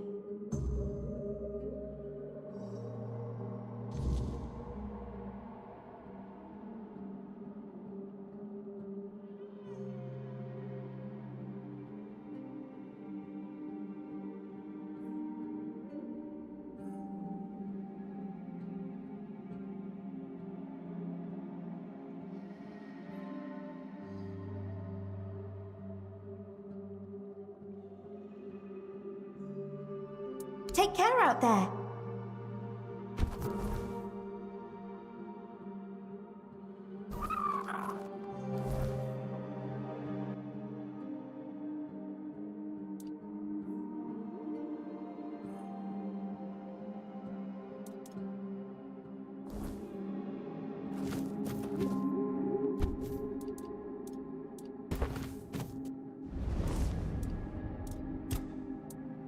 As different as they are, there's a great deal of humanity in them, although some of it ugly. Pettiness, selfishness, arrogance. And yet it's more peaceful than anything I've seen on Avalon or in the homelands. They're bound by a single purpose, one that unites them as much as it divides them. A community built around one goal. I find that admirable. There are times when I wonder what would happen if the people here learned the truth. I'm afraid it would break them in ways that couldn't be mended.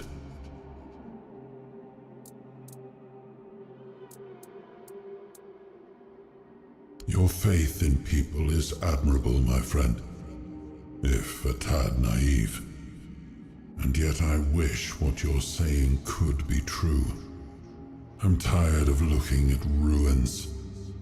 We have to hope something better can be built on them.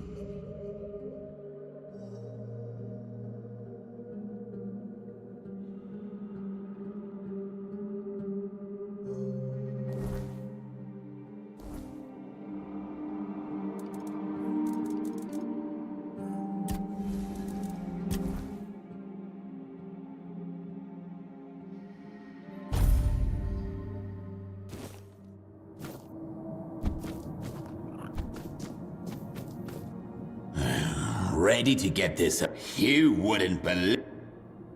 Stop dithering.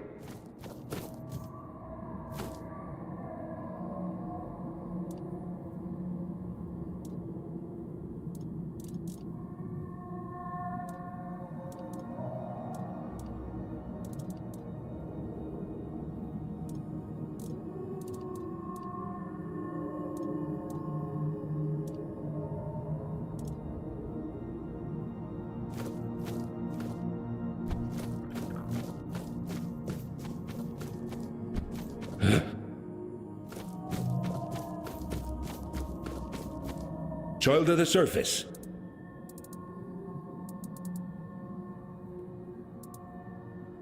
May Salas treat you gently.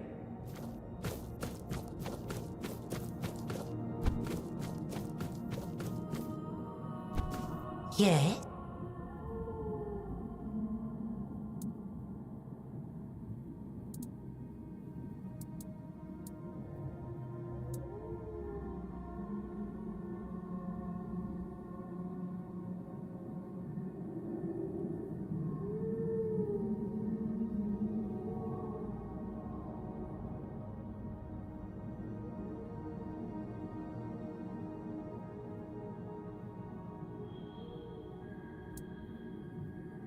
You had what?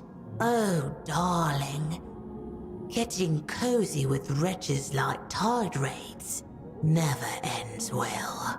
And you say you're feeling off? Let me guess. A burning in your belly, roots creeping into your hips. Yeah, I heard about those. No worries. We'll fix you up. Here is the recipe for the medicine. Should ease the pain. Consider it a gift.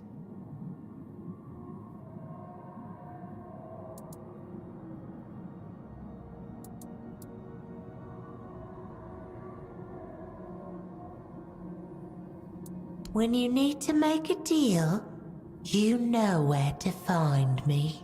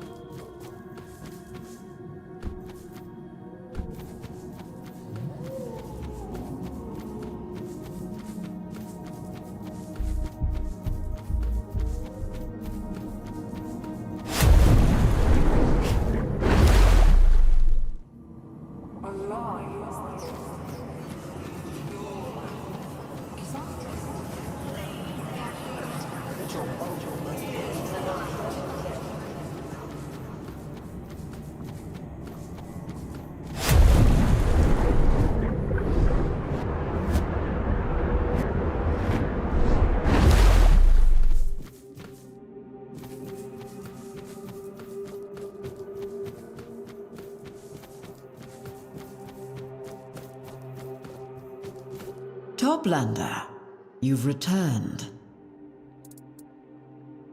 Most of the villagers speak very highly of you, that is true. It is clear you have taken my words to heart. Yet, one of them has come to me accusing you of a crime against knowledge.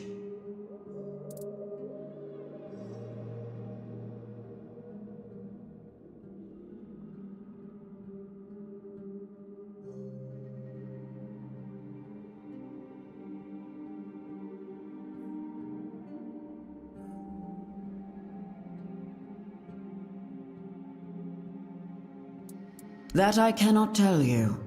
I am sworn to secrecy. I do not know your character well, Toplander.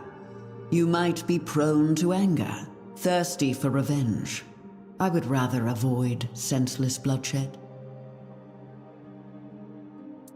No, not unless you prove your innocence.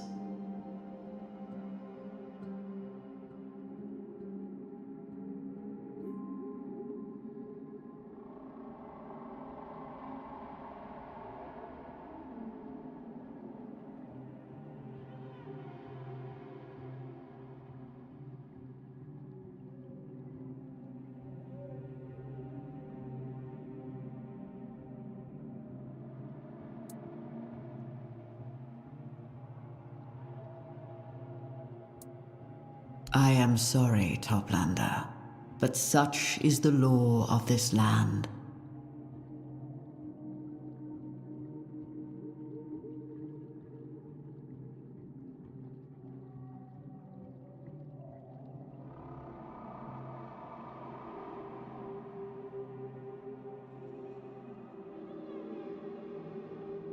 There is only one way to clear your name beyond any doubt.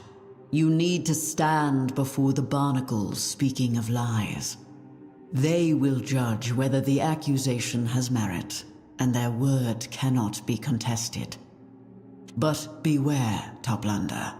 Those whom the barnacles judge liars meet a tragic end. Good. I will await your return, Toplander. That is, if you make it back.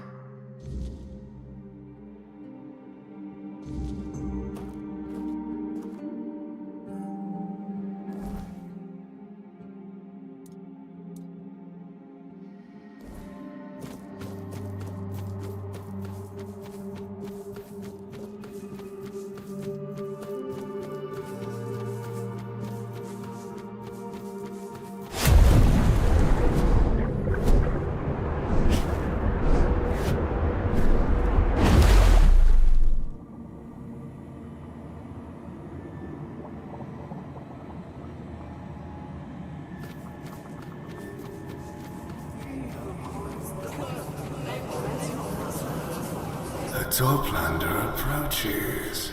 Two of them, even. A big one, hidden inside a smaller one. How odd. How unusual.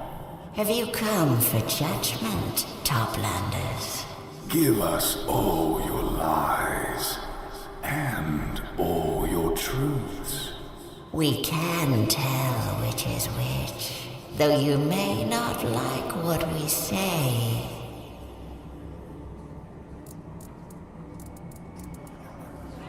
Oh, we know.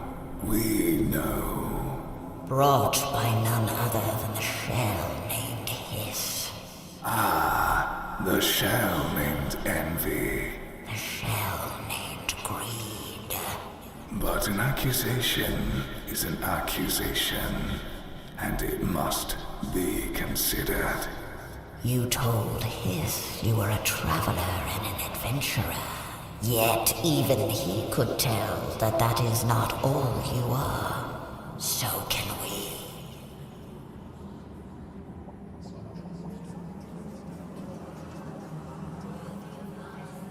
That is truth, yet a muddled one.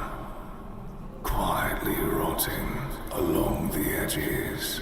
It smells of an untruth. With time, it withers into a lie. All of Shell named Hiss is contained in the name he gave you. He believes in equal exchange. Yet you gave him only half of what you are.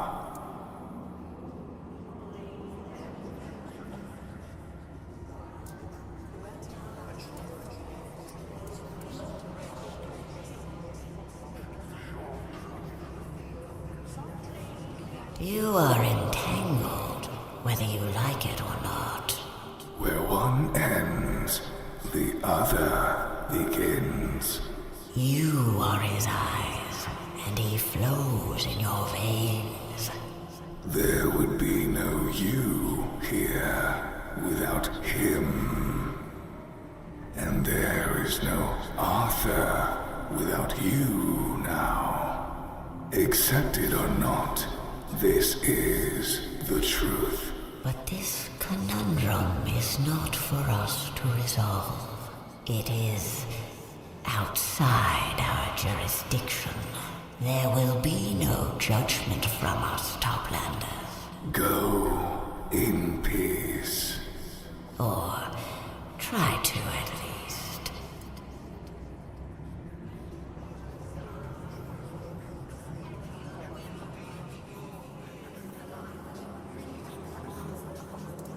His shadow looms large over you. He covers you with a cloak of lies and a shroud of sins that aren't yours to carry. We are sorry to say, Toplander, it will only grow larger. Why do you think his soul is in pieces? It shattered under the weight of it all, even before he died. The truths he tried to bury hide in every crevice of Avalon, and even reach to the very bottom of the sea. And you need to learn to live with that, for a time. Or you can deny all you want and follow the same path he did. But this conundrum is not for us to resolve. It is outside our jurisdiction. There will be no judgment from us, Toplanders. Go in peace. Or try to at least.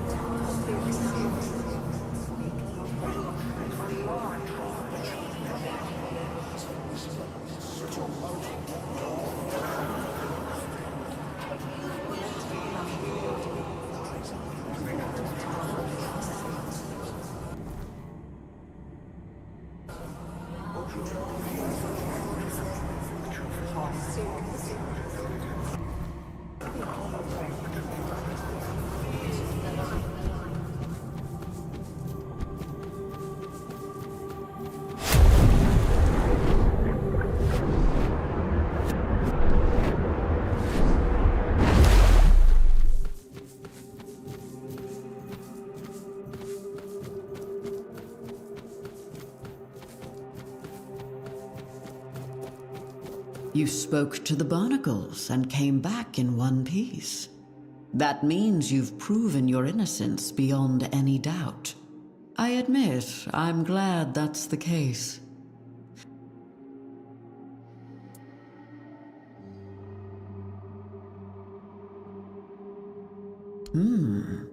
Thank you for your honesty, Toplander. The barnacles are the final jury in such matters.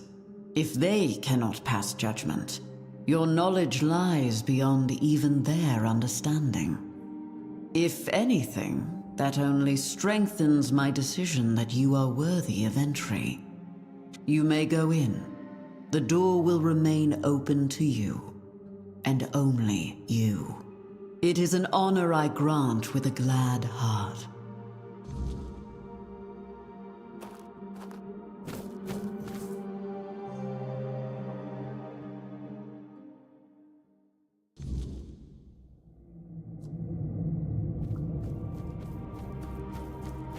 No idle chit-chat.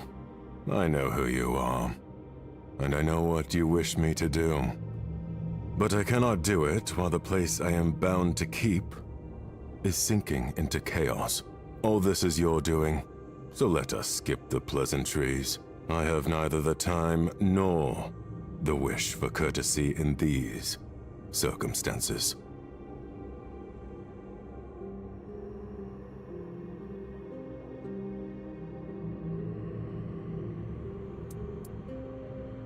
Your assumption is accurate. First you help me, then you may ask, and I shall judge the outcome of your actions. Then and only then will you have my answer. I need the chaos you've brought here to finally settle. This is a matter of the highest importance. But before you begin restoring order, you must be ready to leave the world you know behind. You can't be distracted by unfinished business. You must enter my after images with a clear mind. I am pleased with your answer. The path to the after images is now open. May knowledge guide you.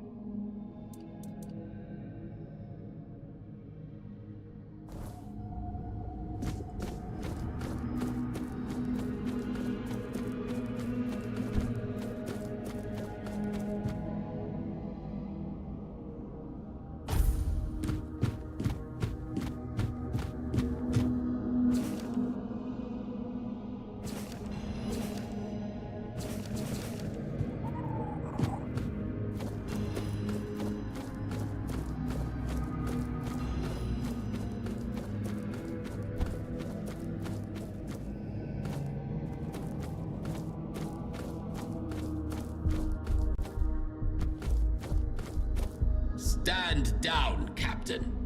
Turn back now, and perhaps Arthur will reconsider branding you a traitor.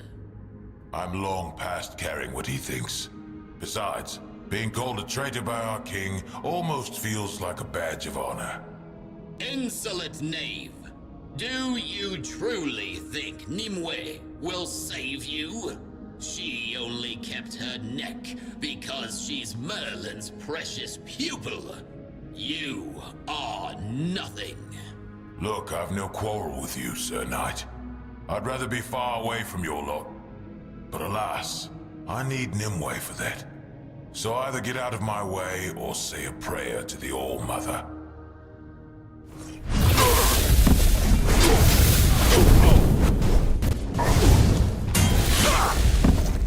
You want to flee Avalon?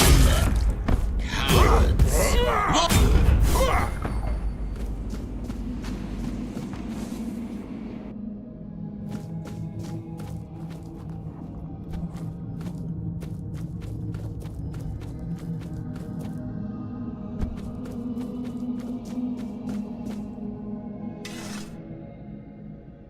Thank you for the rescue, Captain. I won't ask if you understand the consequences. I'm not as foolish as your peers would like to believe. Since you've already stained your hands with the blood of the Knights of the Round Table, does that mean you've made your choice? Most of my peers were annihilated by those four-armed demons. At least the ones I give a damn about. Watching your quartermaster get ripped apart gives you perspective. A shitty bloody perspective, but a perspective nonetheless. It does, doesn't it? As for me, I've known nothing else. I don't remember my parents, but I remember the first Four Dweller I ever saw. I may have been born here, but Avalon never felt like home to me. We have to face facts. This war is futile, and it's only costing us more lives. It's time we went home. Our true home. The one we so recklessly abandoned. Recklessly, huh? Sometimes I forget your lot doesn't remember the Red Death. Doesn't even know it, really. The Red Death... Let me finish, before you say something stupid that makes me toss you back into that cell. I'm talking about perspective, the way I see it. Coming to Avalon, we traded one hell for another. But the one before? At least it was ours. Avalon isn't, and I doubt it ever will be. Then you'll help us. You'll command the fleet again. Aye, I will. Steering the ships back to the homelands won't be easy, but people say you're powerful enough to make it happen. I don't want to die in this wretched, miserable land, cursed by an enemy that will never stop hating us. You won't, Captain. I swear it. I'll see to it we all live to see the shores of the homelands, whether for the first time, or once again. You shouldn't promise things like that. Now I'll have to hold you to it. Still, you've got me. I'll do everything I can to make sure you deliver.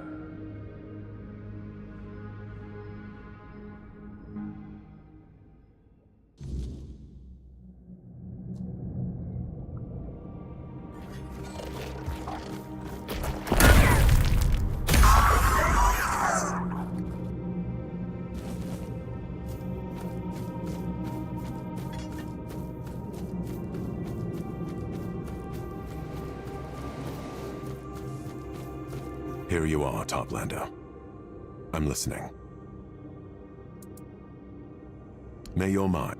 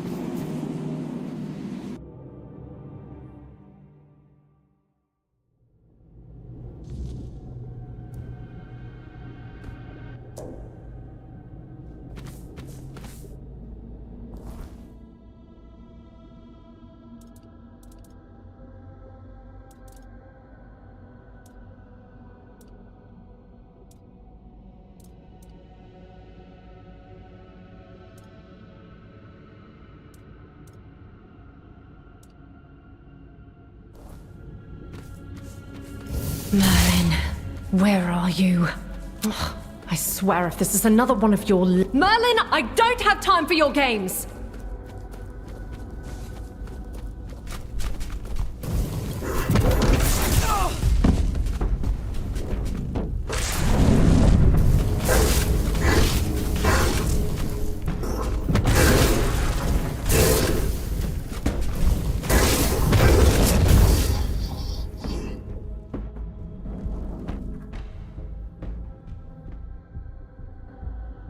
That, my dear, was a threshold warden.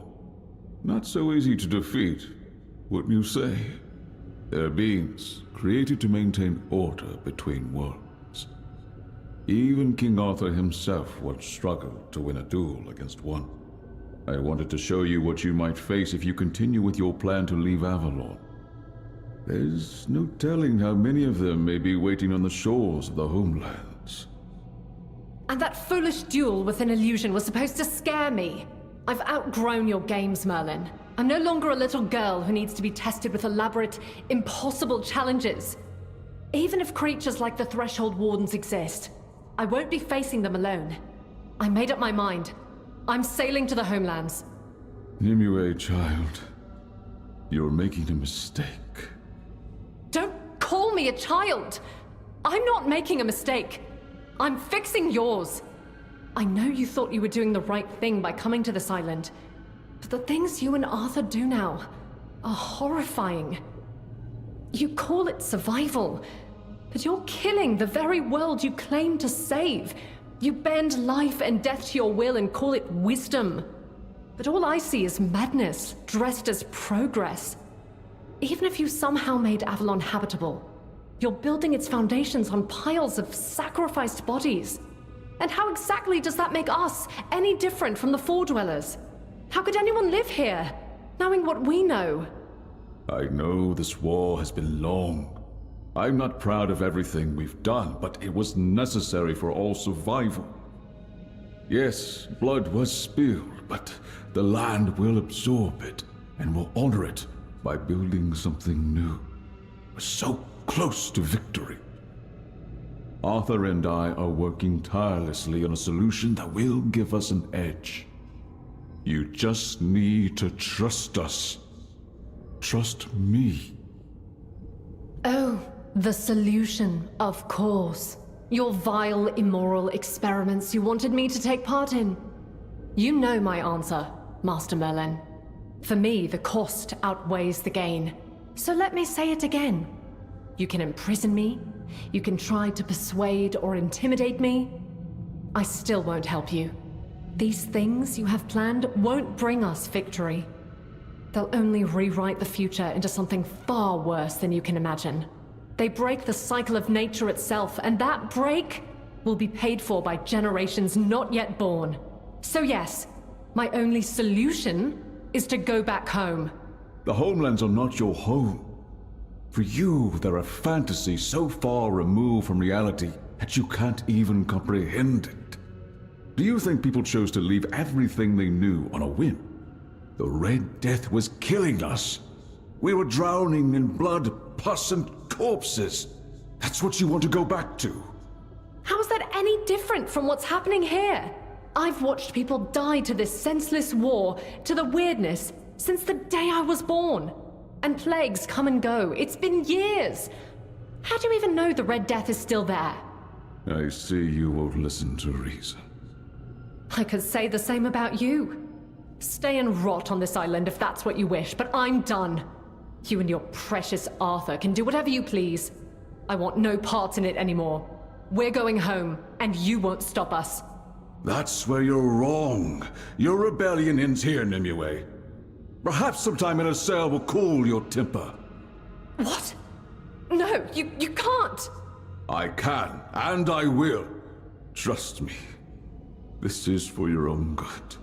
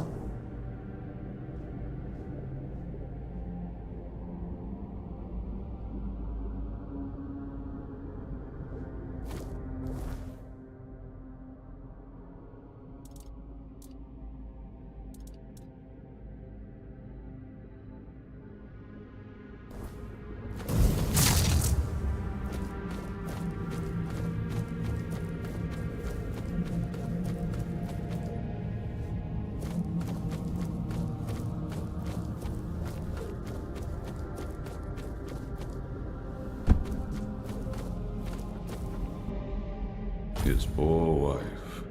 I hope she found some solace.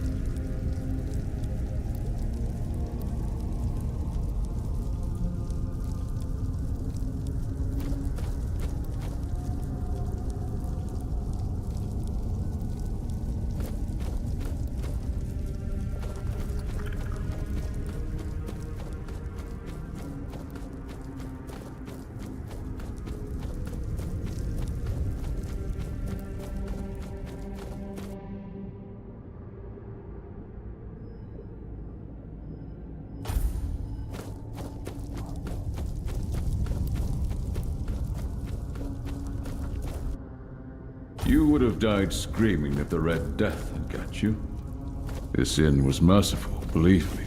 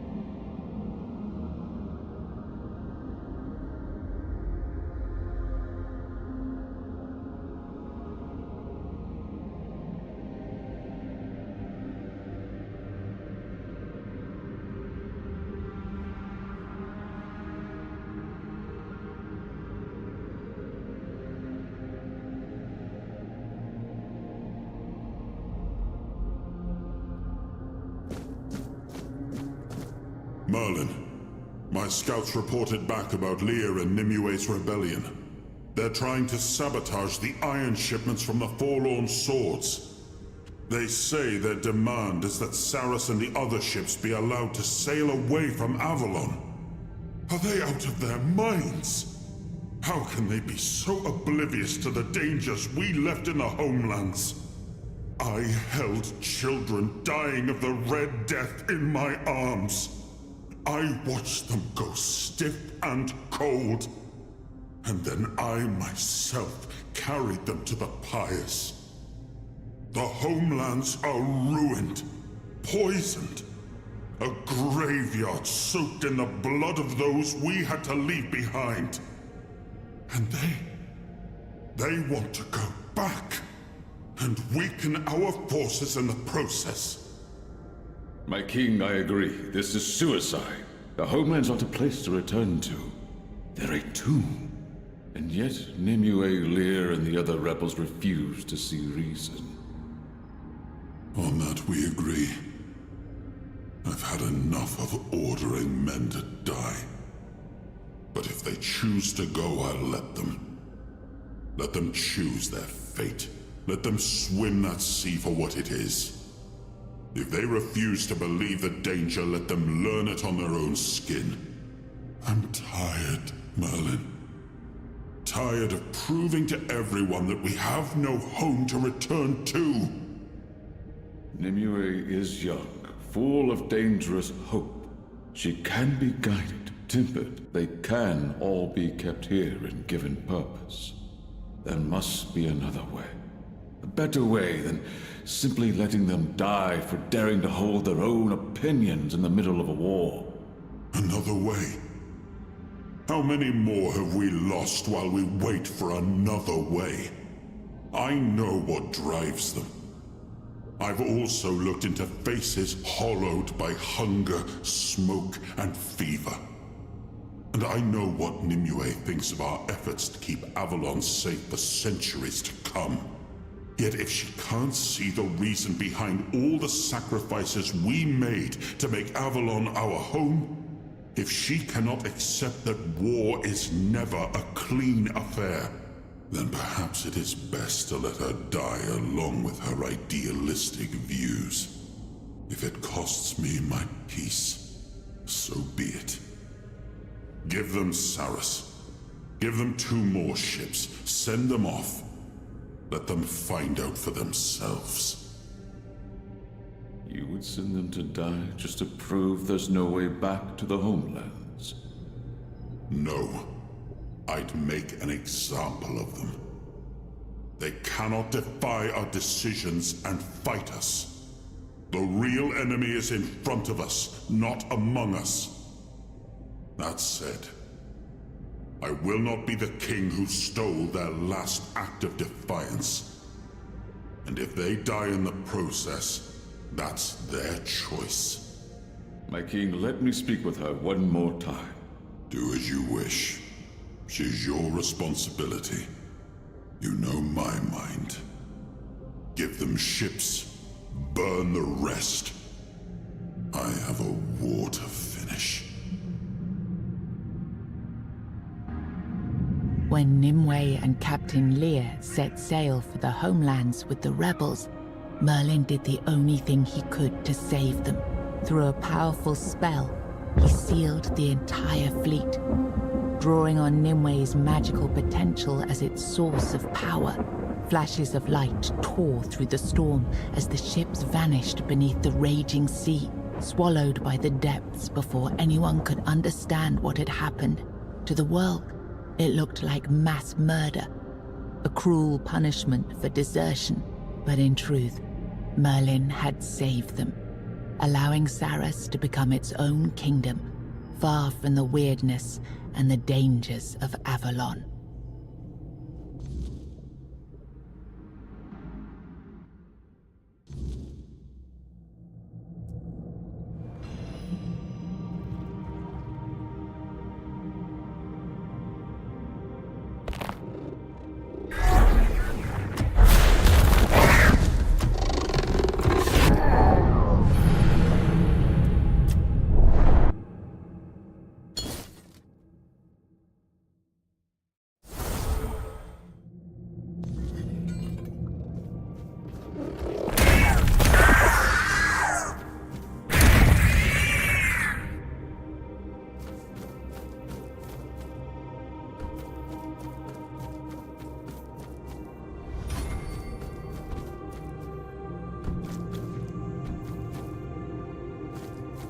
You're back, child of the surface.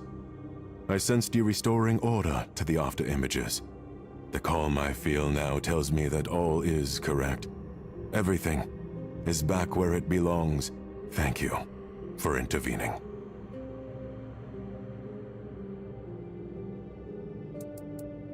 I trusted it wouldn't happen, and here you are, safe and sound before me. I didn't know exactly what cleaning up the after images would entail. Never before had they been in such disarray. Therefore, I assumed the one whose arrival caused those changes would also be able to restore the old order.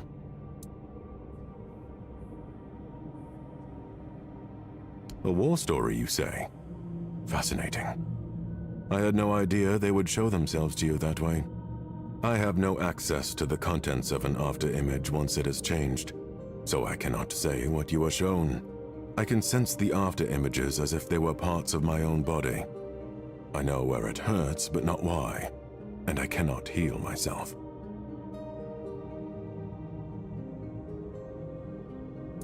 Yes, I will honor Josephus's request.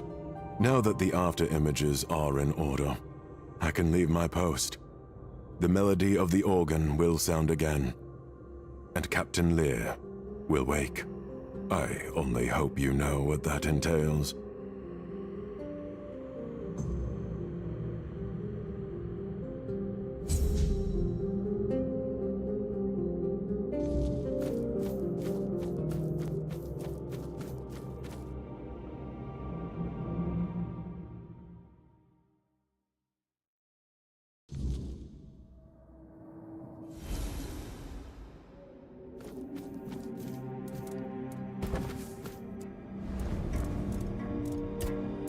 That has been my suspicion from the moment we set foot here.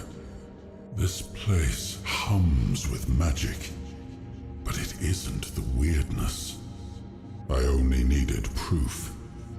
I just didn't expect it to come through Merlin's own memories.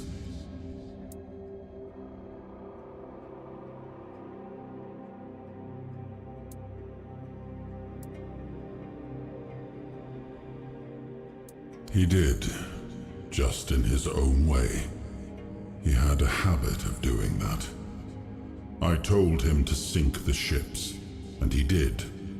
But he also saved Nimue and the rebels because he wished to. And if that act gave rise to this whole kingdom around us, well, perhaps it turned out for the best, for Saris and its people. Though I wonder what fate awaits them when we need to reclaim the fleet for Avalon. When that time comes, I trust you'll make the right choice.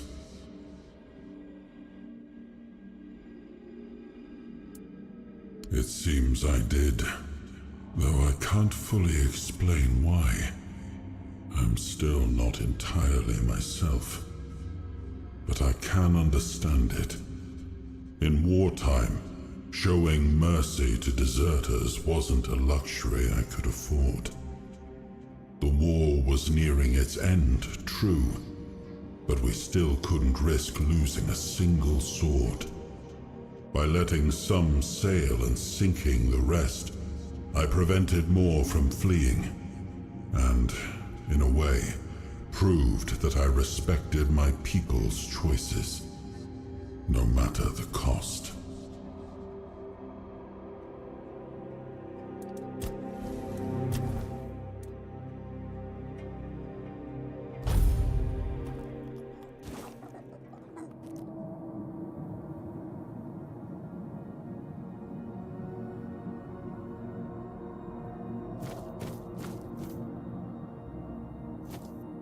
Welcome, child of the surface.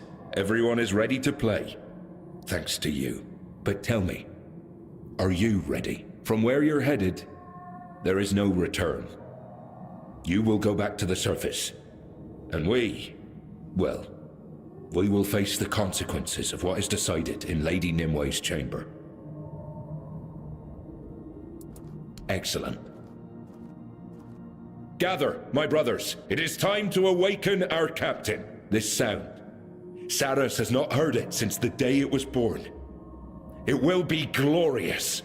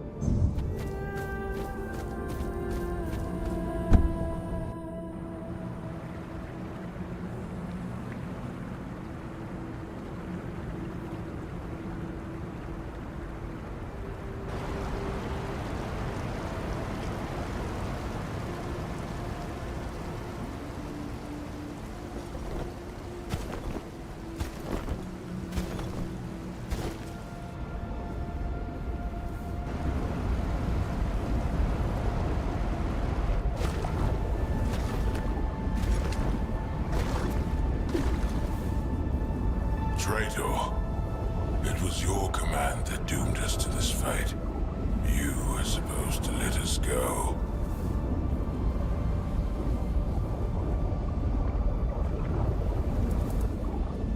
And for that, I should thank you. Saras is no blessing. It is a curse. You saw what became of my entire crew.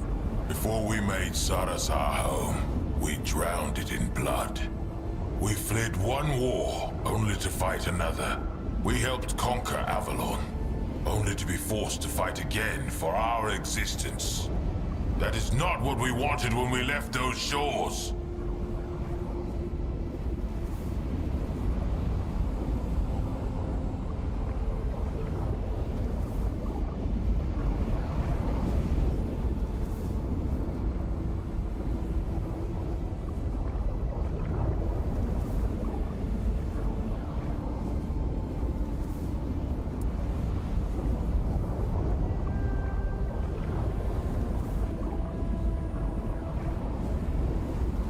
So in a way, we are avenged.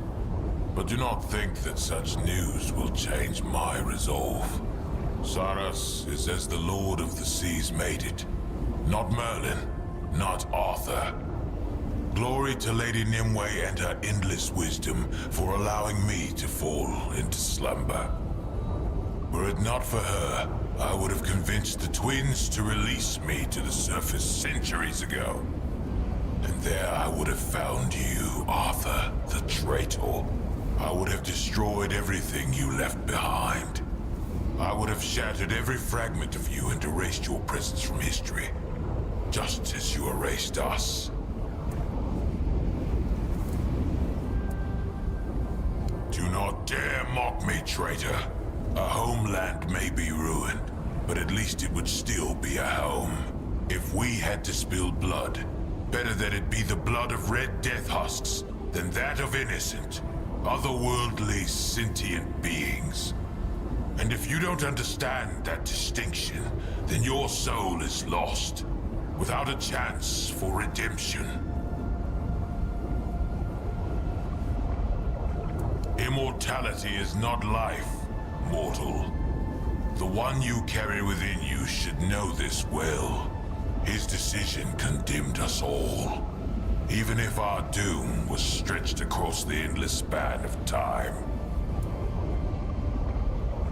A traitor shielding another traitor. What difference does it make who gave the order? And what kind of king is he, who knows not what his servants do? I can feel that traitor stench upon you, and by the almighty Lord of the Seas, I swear, this day, you both shall die. No one is permitted to enter Lady Nimue's chambers. I swore to guard her, and I shall keep that oath. Know this, I command the full might of Saras.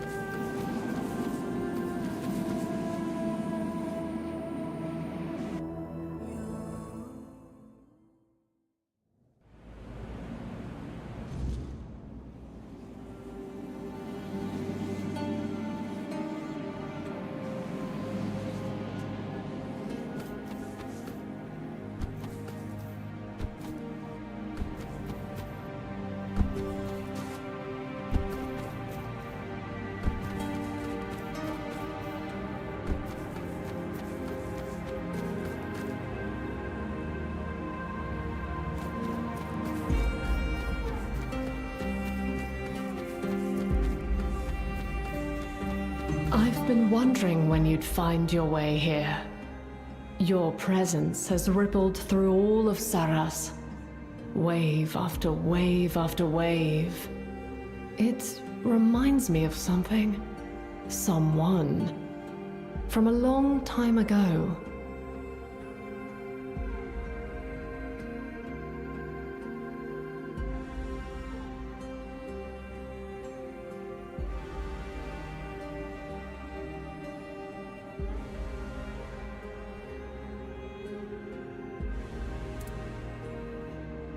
My troubled youth, you mean? And what?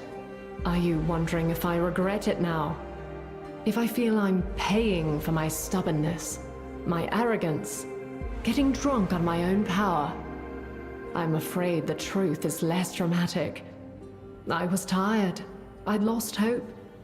And I wanted no part in Merlin and Arthur's vile practices. They stole our future before our lives even had a chance to begin. At least his betrayal gave me time to rest and to build something of my own. Something better than what we left on the surface.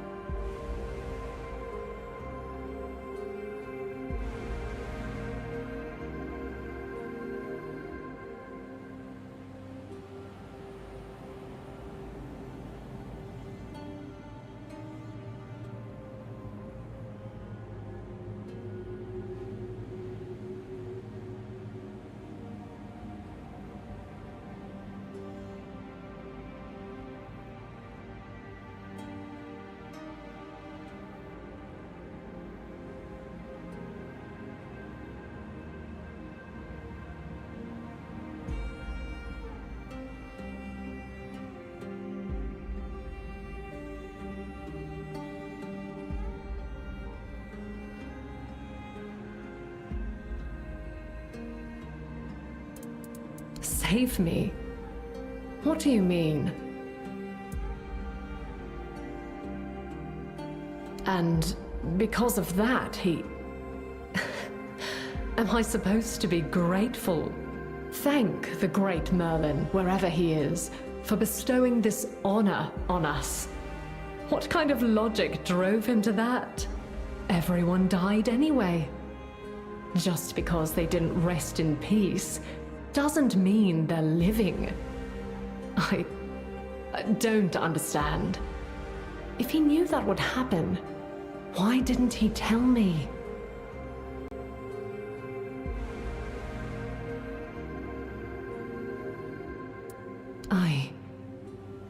No, I don't think I would have. I'd have thought it was a ploy to keep me here. But I wouldn't have left without finding out for myself whether the danger was real. I was young, not an idiot, and people were relying on me. I wouldn't have led them to certain death just to spite Merlin.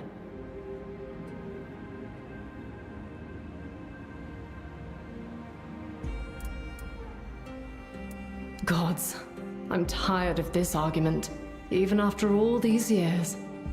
Merlin said I was too young, that I didn't know the world. And he was right. Of course I didn't. How could I? My world was burning, and I had no hope it would ever stop. I'd had enough suffering, and he wanted me to add to it by lending my power to his abhorrent ideas. He didn't care about the future, only about finding a way to win the war. Did he succeed in the long run? Or has history proven that I was right all along? Aren't you here because the world is on the brink of collapse? It's easy to judge with hindsight. I had no such luxury.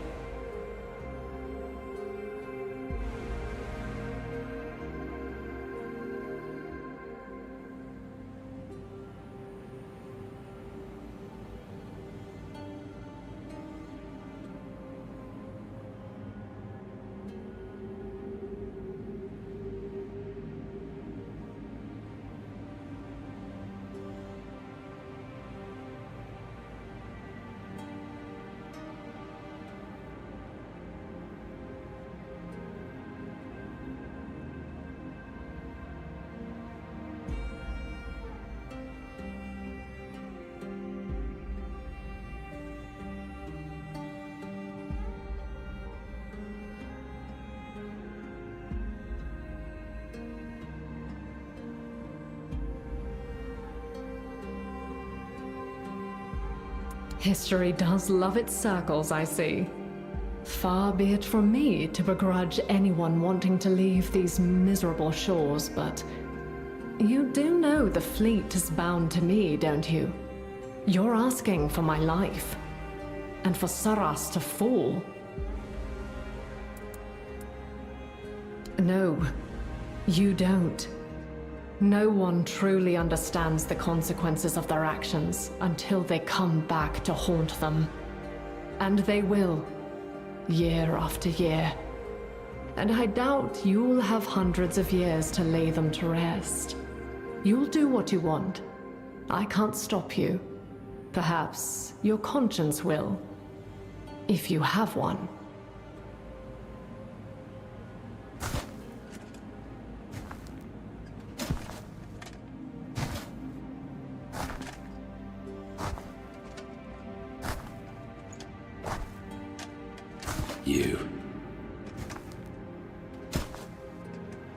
You had the cheek to disturb my lady. But you see, she cannot leave this place. No. She must remain in the depths. Worry not, my beloved. No one will trouble us anymore. With you, I shall drown forever.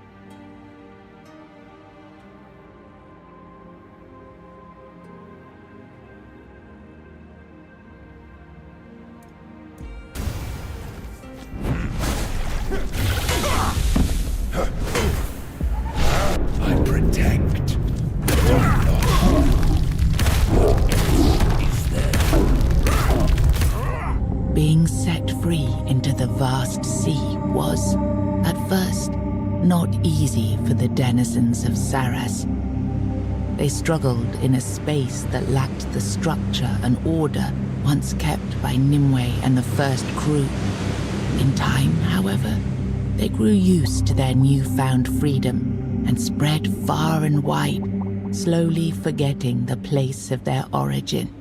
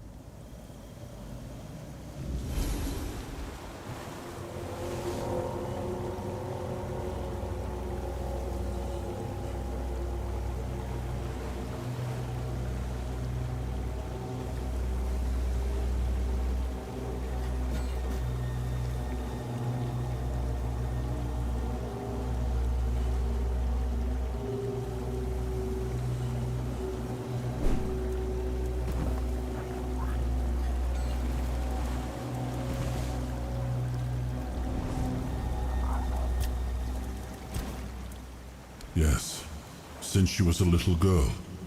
Merlin took her in after she lost her parents. He told me she had immense potential, even at a very young age. She learned quickly, so Merlin always kept her close. Even when she barely reached my knee, I had the feeling she didn't like me.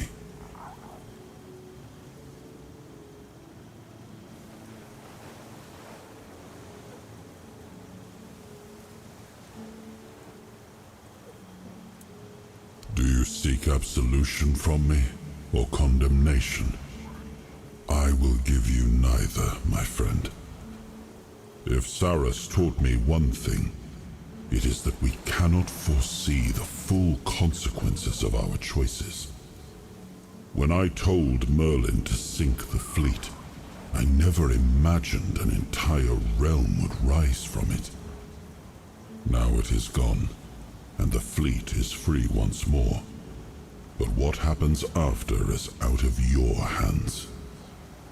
What's done is done. The only thing we can do is move forward.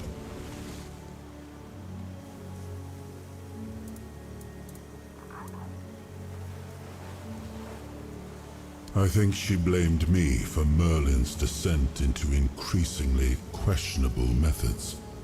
She idolized him, and, like any daughter, wanted him to be without fault. It was easier to blame my influence than face the fact that Merlin had never been who she believed him to be.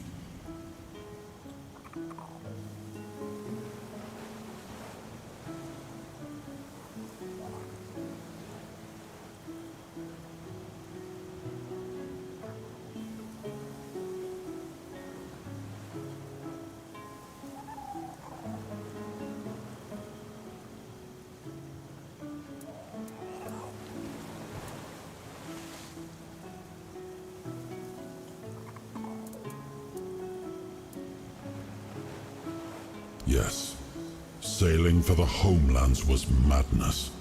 On that I will not waver. Yet the urge was born from her hatred of Avalon, what it took from her and what it was becoming. She judged that the foundations we were laying were rotten.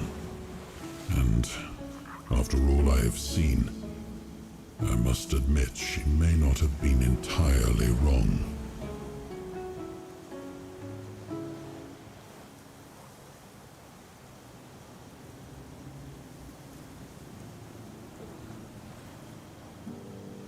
What else could I have done? She ignited a rebellion against her king, and in a time of war. Treason remains treason. The sentence would have been the same. I decided against a public execution, not only to keep her from becoming a martyr, but because I would not force my friend to watch me set a blade to the neck of the girl he called his daughter.